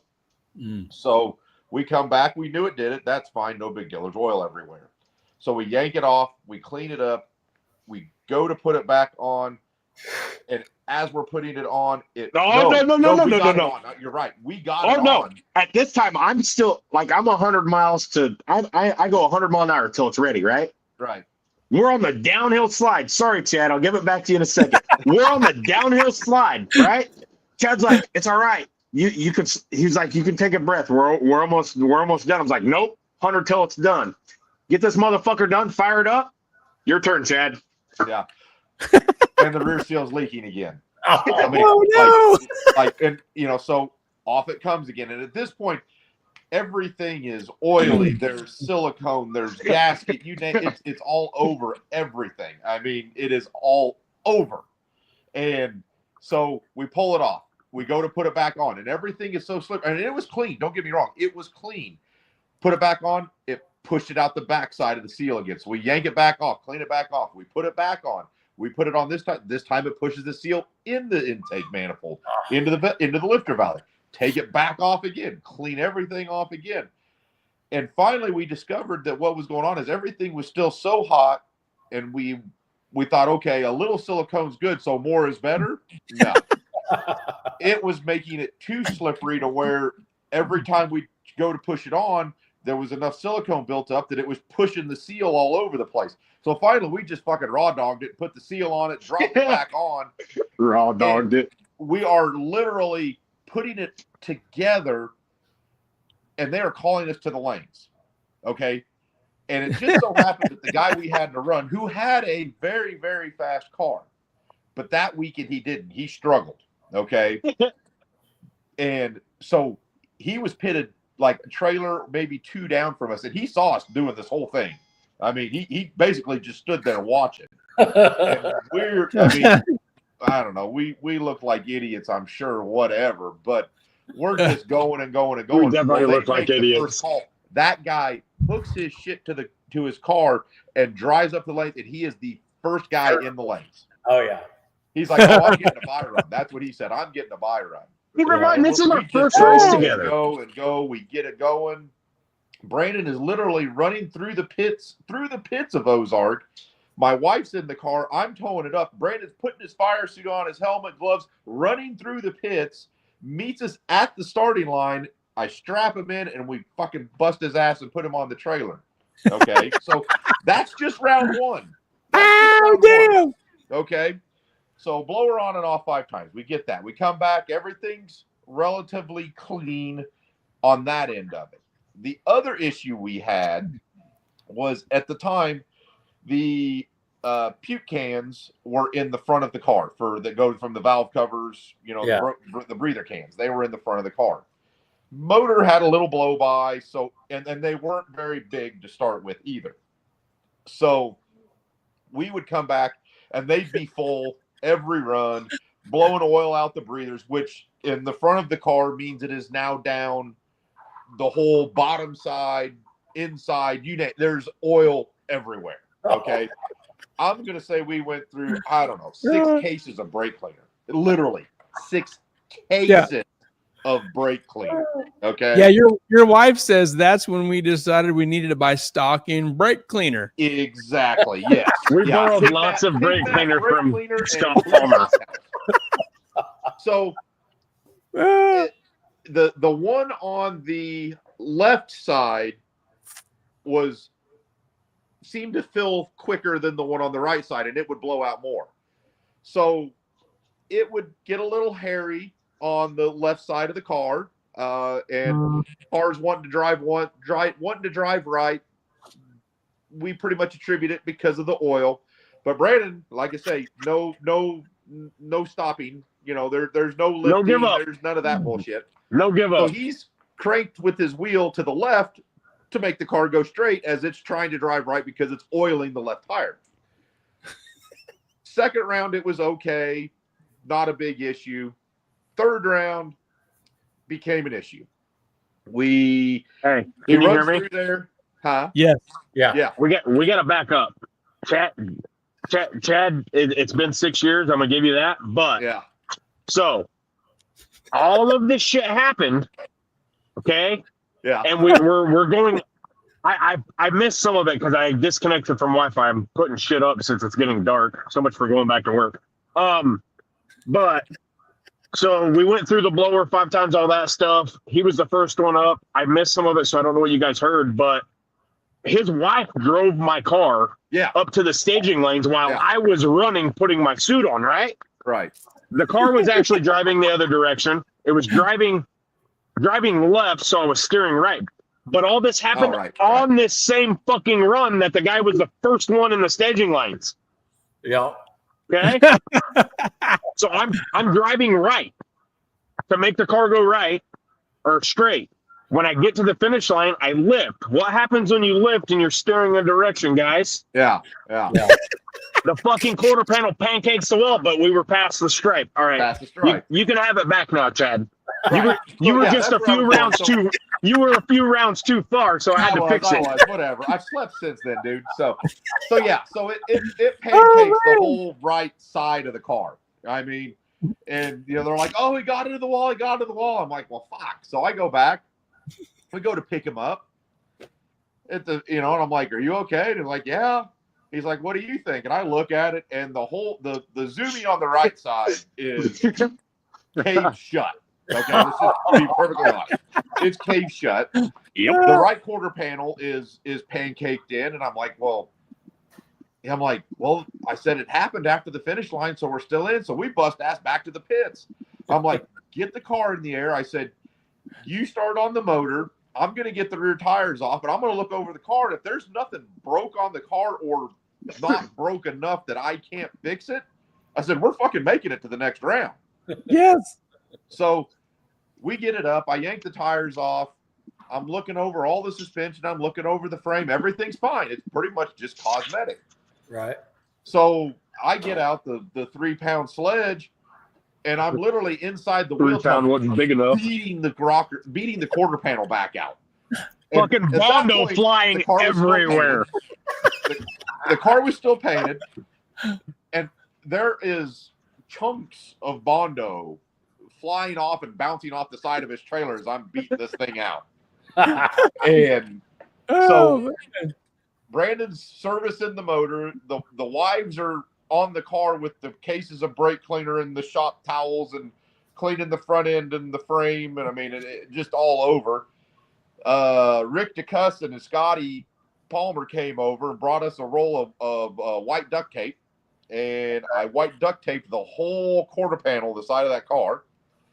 And yeah, we end up going on and winning the whole damn thing. And that pretty much cemented the whole deal for us. I mean, I think what got Chad was the wall.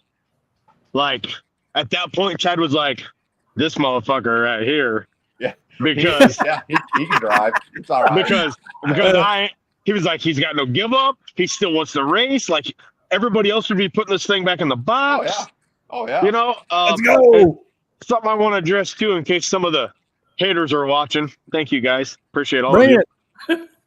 Is people say that I'm reckless or I drive, this or that. One, knock on wood, I've never, ever been outside my lane. Two, I've only wrecked my car one time. Wrecked. And that was on the street. The instance we're talking about, there was an oil problem. Yeah. There's another. I've hit maybe 2 cones in my lifetime. So, I mean, I guess technically that's kind of the other lane-ish. You're still on the track. Right. Yeah. Well, but not cross. I'm saying as far as people wanting to say that I'm crazy, stupid, or, and stuff like that. whatever. I mean, I've wrecked my car one time. Other than that, I pancaked the quarter panel on this instance that we talked about. When we first rebuilt the car, the wishbone broke and sent me right into the wall. No, the wall didn't break the wishbone. We went back and looked at the track, and you can see right where the wishbone dug into the track and sent me to the wall. So, I mean, yes. Do I drive the car? Yeah. I mean, if every time it wiggles, you let off, guess what? You're never going to fucking win a race. Nope. I like to win. I like to fucking win. Yeah. That's good. So that weekend kind of just cemented it in that we're going to party and we're going racing. This is it. Yeah. We're gonna go have some fun. Yeah. And here we are. So Nice. Zach West says mama didn't raise no bitch. I'm going to blame it on my dad. The reason why is because, whenever I was growing up, he was a big dog for pro mod here around the Midwest, and he ended up getting hooked up with old Steve Bruce. And every time they'd go race together, I mean, hell, I couldn't have been 10 to 12 years old around this time, but all I ever heard my dad say was how Steve Bruce is a pussy because he's always lifting. Like his car wiggles a little bit, he lifts. So, I mean, I damn sure wasn't going to be the one to let my dad talk shit on me whenever I got in the Stude. I mean, it's like, all right, I'm going to show you. Watch that, Dad. And to be honest, I mean, I do lift. It doesn't happen very often, but I mean, I do. and there's times where I watch videos like, damn, that was nasty. But I've never felt, if I'm uncomfortable in the car, I'm lifting. Sure. But you also, in the same breath, you don't know where that tipping point's at until you hit it. Right. So, and I mean, there's it's been pretty gnarly sometimes. But I don't like, and I know when the pass was gnarly from the starting line, because when Chad's coming down there, that's why you're a fucking driver, and but I also know when I drove it, because when he comes down, I'm doing the whole fucking pat Mahomes fucking arms, like, yeah. We got this shit. Woo. But I mean, that's awesome. but yes, in regards to being reckless or whatever, if I'm not comfortable, yeah, I'm gonna lift. But I've not been uncomfortable. The only time I've been uncomfortable, I did lift, but it was too late. Yeah. It happened. That worked out even. I mean, and not the. I guess that's not the only time I was uncomfortable. I mean, because like I said, there's times when I will lift. It's just, I mean, not very often. Right. Yeah. Who needs to lift when you're making 54 pounds of boost? Right. I got no give up. It's damn. I don't know if I call it a blessing or a curse that I got that bone, but sometimes it makes my job a little easier sometimes, because he'll do things that most people won't. So yeah. I can throw some tune up at it and know that he's pretty much got it. So yeah. But we also know that that's a possibility whenever it's like, hey, this might happen. Okay, cool. Yep. I'm ready. Chad's like, he's got it. He got it. Yeah. Here comes the kitchen sink. He's got it. Pretty much. Yeah. Well, that's how you get faster and better. What you got to do. Yeah. Got to push it. It's awesome. Yeah, like I said, I'm blaming that part on my pops though, because I watched Dad drive for years, and I saw both sides of his car when I was sitting on the starting line. So, they say that apple don't far fall from the tree. I think I still might have a stem connected or something. Right. Nice stuff. Gary, any comments? We're pretty caught up. Yeah. Rodney Weizar said, "This is awesome." Just your story. Rodney Weezer. Okay, gotcha. Man, this is a banger. We knew this would be a killer deal. Yeah, for sure. Brandon, when you were saying that earlier, you could see that picture of your dad in the Chevelle on doing the burnout with the flames and by your left ear. So that's a good shot there. But there you go. Yeah. Oh yeah. Very cool. Awesome. Well, any final thoughts? Anything you want to talk through real quick? Anybody you want to thank or anything? Man, my wife for putting up with my addiction, my love, my passion. Chad and his family for having the same passion and love for the sport that I do, if not more, because, well, I mean, they're helping me out. I mean, let's face it, they're helping me out. It's not something that they have to do. They're doing it for them too, because it's a good time. I get that. But from the stories you guys have heard, Chad's been there since day one. I don't ever intend on racing without him, and my pops, our salvage yard, Snyder Motorsports, Rob Holzman and Holzman Race Cars, Carol, they helped me out quite a bit too. Yeah, I don't know. I suck at that part, because the list could go on for days, because you're like, oh, I forgot somebody, and now they're going to be butthurt. But you know what? I want to say thanks to anybody that's ever helped me, and but most of all, Chad and his family, because I wouldn't be where I'm at without him. I really believe that. If I was where I was at without him, it would be because I'd be like most of the other people that are where we're at, and I'd be spending a lot of money, paying a lot of people to tell me things that are irrelevant. Yeah. Or, in some instances, relevant to get me where I'm at. Chad and I's baby stepped this car from day one, whether on big tires, now we're baby stepping on smalls, but we baby stepped it. Like, we didn't go out and be like, hey, this thing's got a fucking Hemi on it, it's got a Lincoln drive, it's got a screwball, we can go 370s and just turn every fucking knob on the car and blow the tires off every other pass and look like asshats. No. We went out starting at 430s, 420s, and now we can unload somewhere and go 370. Probably faster, but we haven't been that fast yet. You know? But it's a lot of time. I mean, the amount of time that Chad and his family's given / taken or whatever, you know, for the car, for us to do what we're doing. Like, there's not a whole, the fact that it's crazy to me too, that as well as my wife, like the amount of time that he takes out of his personal life to be part of the race car, which is also his personal life. You guys see what I'm saying there? Oh, yeah. Yes. It's just, we've made that choice to make it part of our life. So right. We do it freely. So right. No, yeah. Chad, you got anything to add to that? I mean, I mean, it's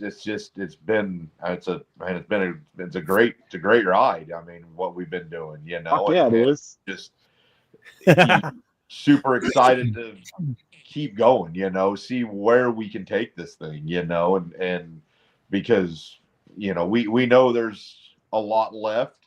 You know, yes, we've had some success already with it, which is amazing. You know, when you look at people that have been doing it for years, and I mean, I'll be honest, haven't been as fast as we've been, and you know, and had the success, and you know, I feel, you know, truly pretty blessed that to be a part of the program, you know, to be a part of what we're doing, you know, and you know, it's a lot of good memories and a lot of good times that we've been able to have with it, and a lot of good knowledge too. So it's just been a lot of fun. So and it's not all fucking sunshine, and it's not all sunshine and rainbows. No, we've had bad times too, but our good and great times definitely outweigh our bad ones. Oh, by far. Yep. Yeah, by far. Definitely. Those bad times make the good times even more gooder. It does. It does. Yeah. Yeah. Corey, what do you think about this little ride you're on? It's, you know, the learning experience, the people you see, the places you go, the stuff you learn. It's all worth it. All worth it, you know, for giving up, you know, a weekend, you know, it's definitely worth it, you know. Don't regret any second of it. There you go. That's awesome. Getting to do what you're doing, then that's so cool. Yes, it's amazing. With a couple of badass dudes like Brandon and Chad, man, you got it. Yep. You got it. Man, you're so good to go. It takes all three of us, you know, because that guy, because this isn't 20 years ago, and pulling me into the beams is, you know, I know where I'm at because he's been doing it forever. He knows where I'm at, you know, and the different variables of racing that we do as far as flashlight start and all that. Like, he knows where to put me. He knows where to be. And without that guy up there, there's a lack of confidence. The confidence in the team's broken, you know? Yeah. Yeah. And as he's been getting older, he does a lot more on the car in between rounds, you know? So it's pretty cool. Like, all I got to do I was younger than Corey, but even when I was 12, I wasn't backing my dad up, fucker. Corey, not my dad. You know, right. I got to hook up a battery charger and clean it. Nobody cleans my I need a 12-year-old. Nobody cleans my car. That fucking thing's filthy. Right. Yeah. That's what I was gonna say. That's what I was gonna say about your car earlier, Rodney. Like, oh, that's cute. It's clean. It's not gonna go any faster being that pretty. Yeah, right. Because my car is far from pretty. It does, you know, make me happy and whatever. Whenever it's clean, it's like, damn, that looks good. But you know what? It's got a Hemi in it. It's only clean for one pass, so. Yep. Yeah. Dirty. But yeah, I got to clean my dad's car and hook a battery charger up. That's what I got to do. Right. Yeah, man. Well, and Brandon, this is a compliment. What you bring to the small tire, the energy, the attitude, the Studebaker's attitude it's just awesome for the game. So I'm just hopefully doing this. Hopefully it keeps going the way that it's going, and there's a lot of people that are following us. A lot of people. I mean, I'm getting a lot of messages from different tracks and stuff wanting us to come, and it's like, hey, I've got a real job. I can't do this, guys. I'm sorry. Yeah. Like I gotta work. Like, sorry, I can't make it. Sorry, like it's just, and it's cool to be able to have that kind of an impact where people want us to be there. Oh yeah. We're just a little team having a good time. Like I said, we're minnows in a pond full of sharks, and we just keep nibbling on shark tails. So, oh yeah. Well, when you're at them big races like Bowling Green and the Yellow Belly, and we're watching the live feeds, and we're rooting for you. We're just honored that you're our friends. Both Brandon and Chad, you're a couple of badasses, and we're glad to know you guys and call you our friends. And we're rooting for you at every pass. Yeah. we're just a couple of small time hillbillies having a good time. Hell yeah. Bunch of couple of normal guys doing our thing. We only appreciate bad you guys ass watching and supporting though. That's cool, man. It makes us feel good. Thank you. So Oh yeah. Absolutely.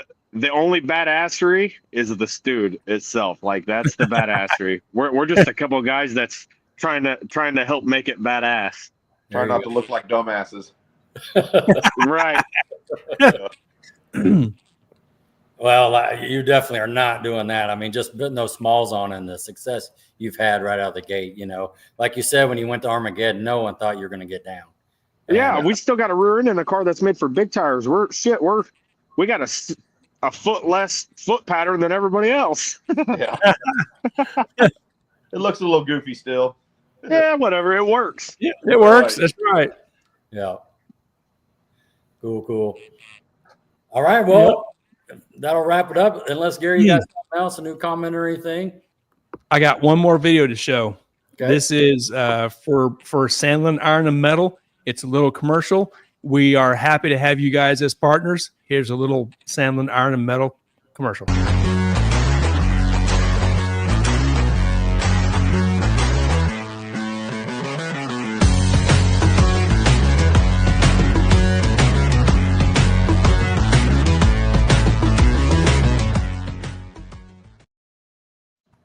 Nice. Yes. Any of you guys watching got a junk car you want to get rid of? Us give us a call. There you go. I've been there. My daughter has junked a car, and your dad wrote me a check. We'll get it picked up, and thank you. And we'll just call that. If you call tomorrow, we'll just call that support for the race car. There you go. There you go. We write you a check, and we make a couple dollars off your car to help fund the race car. That's right. Nice. Johnny Mullen dropped it off, and your dad wrote me a check, and away we went. There you go. Got to have the title. That's the only deal. Yep. I get a lot of people that are like, "Oh, come on, no, I know you, sure, but not happening." Right. Yeah. Right. Right. We like honest money here at Sandlian Iron and Metal. There's no reason to buy hot shit. There you go. There you go. All right. Very cool. Man, this was exciting. We appreciate Holy it. crap! This is awesome. Worked out really well. We'll still continue to follow you guys, and super excited you're going to be at the No Time Race in September at Arc City. Good luck with everything doing this, this summer and everything, and we'll just keep following you guys. Thanks for having us. Appreciate you. Thanks, guys. Yep. We're going to watch you guys, and we're going to have you on again down the road. So, Yep, for sure. So we'll see you again soon. Yeah. All right. Thanks, guys. All right, Yes, thanks. sir. There you See go. you guys. Goodbye. Bye. Damn, dude, that was so awesome. Woo! 50 Can you- pounds, 43. Can you Jeez. give me like 45 seconds? You gotta go again? Yes. Hang on. Let's just wrap it up. Do some entertainment. Are you sure? I'll be right back. Okay. Can you tell a fun story? Go ahead. You got some? Okay.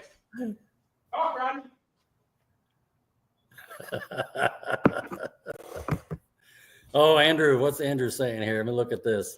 I remember when the car was on the dyno with the shop back when you first were running it. Awesome to see everything grow and move forward. Andrew, are you saying that they took the Stude to Wichita Dyno? Was it on big tires or small tires back then?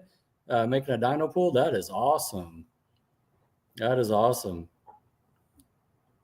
Oh, thanks, Stephen. Great show. Enjoyed it. Oh, great shout out. Great shout out. Doug Perry, appreciate that too. Can't wait to see you guys at US 36. That's going to be a fun race there. Man, that's so cool. They got invited out. And let's see what else we got here.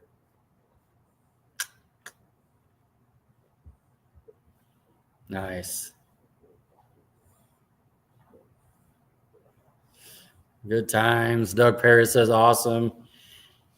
Man, that was a great video there at the end too with that Gary show with Iron Sandlin and Metal. That is awesome. Sandlin Iron Metal, excuse me. Man, at the 2-hour 30 mark. That's just awesome.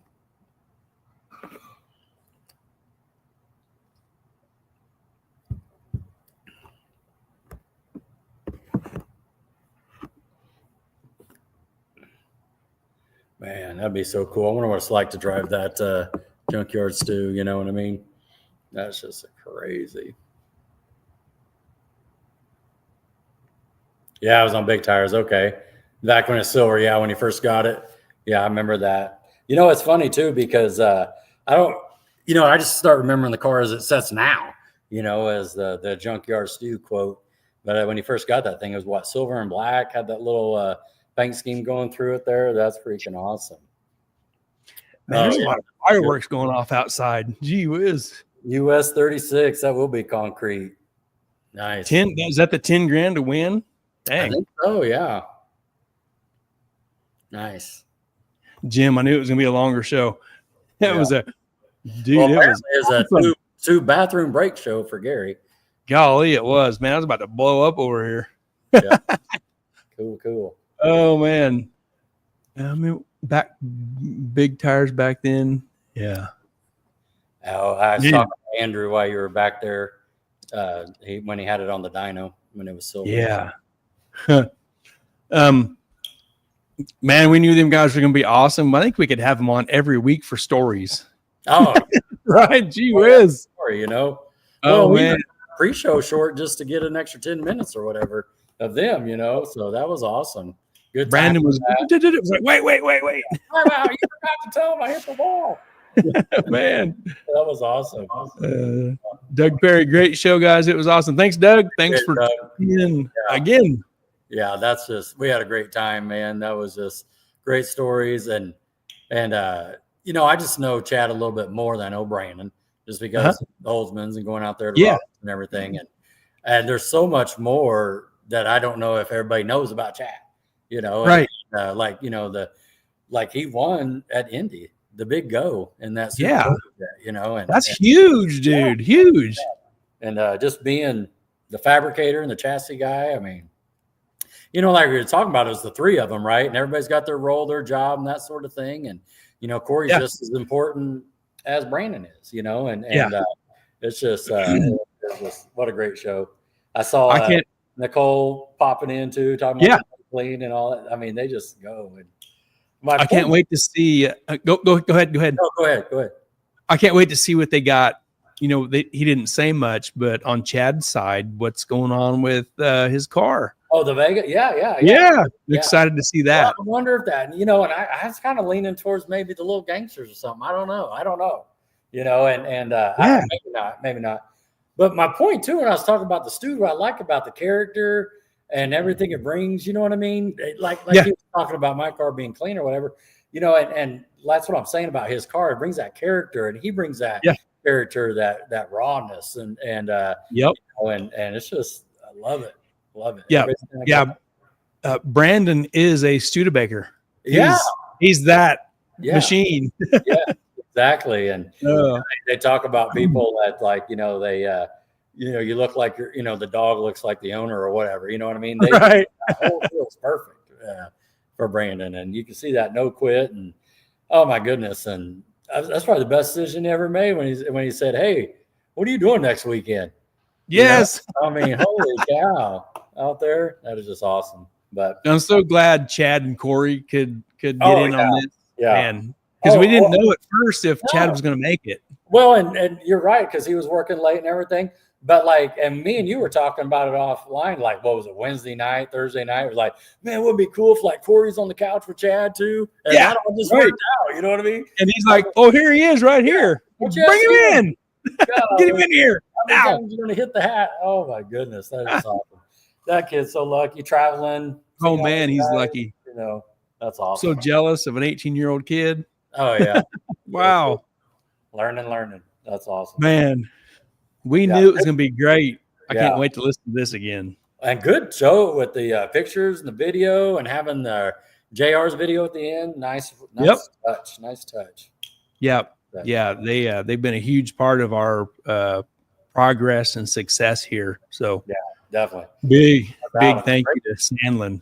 Yeah, great intro on that too, to explain where the money goes and that for our sponsors, because it ain't like we're spending them on our hot rods. We're just trying to keep this little live stream going. So yeah, it helps. It helps a lot. Yeah. Very cool. Man. Yeah, we need to holiday weekend coming up, July 4th weekend. We need to figure out pretty soon if we're gonna do something Sunday or take the holiday weekend off. Right on. So we'll figure that out pretty soon, within a day or two. So sounds good. Yep. Great show. Man, that was a banger, dude. It would be. Oh yeah. He called it. I was like, let's bring on the Stude. Lock it in. Brandon's always lit up for a good time. Yeah, jeez. And Chad was so awesome too, man. Yeah, it's a dynamic duo, man. Oh, they're so good together. Yeah. Cool. All right, let's put it up. Let's drag our sponsors across here real quick, our partners. Let's give a shout out to our partners in 2025, Mid-America Dragway, Ultra Color Collision Repair, Mobile Recon Mobile Detailing, Titans of 10.5, the fastest small tire series in the Midwest, Sandlian Iron and Metal Auto Salvage. You just heard from Brandon Sandlian. Harry Street Carpet. Thank you to these awesome partners hanging out with us and helping us get through 2025. Thank you. Yeah. Before we hang it up, I'm going to ask you the question that I was going to ask them, but then I backed up. Okay. You ready? Yes, I'm ready. You think that car's been 200? Yes. I think so too. I think so too. When he says 370s. Yeah, I think so too. Yeah, I think so. Damn. I think so. I mean, I would bet my peanuts or pennies or nickels or whatever. Yeah, I would place that bet. Yeah. All right. Before we sign off, I told you I was going to tell you something. Remember that? Oh, yes. Okay. Yeah. I had a racer reach out to me yesterday. Okay. And everybody knows him. And he was asking me detailed questions about converting his car to limited. Oh, good. That's all I'm going to say. No. That's all I'm going to say. You're not going to tell me like what kind of car or what kind of engine or initials of a person. Nope. Okay. So converting to limited. So it's already a class car. Yeah. And so it's already a 275 small tire outlaw class heads up car. Yeah. Well, it could be on either side of that. It could be an index car to convert to limited, or it could be an outlaw car to back up like I did and convert to limited. Man, you're teasing me with that. You're leaving a couple lanes out that I'm not going to say. That you're leaving a couple lanes out there. What's Nicole saying? What's Nicole saying? Or even she's still well. Yeah, there you go. Close enough. Official answer. Love it. We're gonna call that 200 because isn't there tolerance, right? Did you get some tolerance? We're gonna call that 200. She's calling under. She's saying it. She's under. Yeah, you're not gonna give me any little kind of hint. Huh. How long is this gonna take to figure out? Like, how long is this conversion gonna take? Was it somebody just curious for general info, or is it like, no, I want to know because it's really gonna happen? Yeah, it's a real deal. A local or an out of towner? Well, I mean, local in the United States, or what do you mean? Oh, come on. In the state of Kansas. I don't think they live in Kansas, but they live around us. You know what I mean? Damn. What's Nicole saying? Chad said the time slip. Well, you're really dodging the shit out of this, aren't you? Oh, yeah, exactly. You got me hanging now, man. Yeah. Nicole says Chad said the time slip didn't say it. Okay. There you go. 199.99999. Well, yep.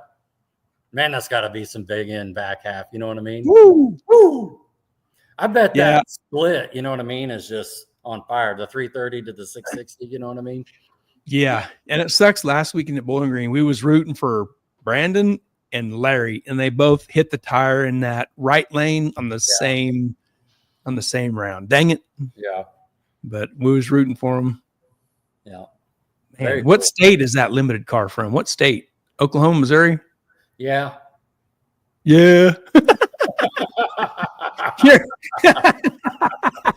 Yeah. Yeah. Damn. Woo. That's awesome. I'll give you one more hint. They just said they're bored, so they're gonna do something else. So it's a slow car and they're bored. Man, and they want to have fun going. Not necessarily. They want to go 450s. Yeah. Damn, dude. If you're that person listening, I want to hit me up. I want to know. Hey, but they're gonna be like, dude, you ain't got a car. I'm not talking to you. You ain't got shit. I'm not asking you nothing. Well, that's awesome news, whoever it is. Yeah, we were talking about the doors, obviously, and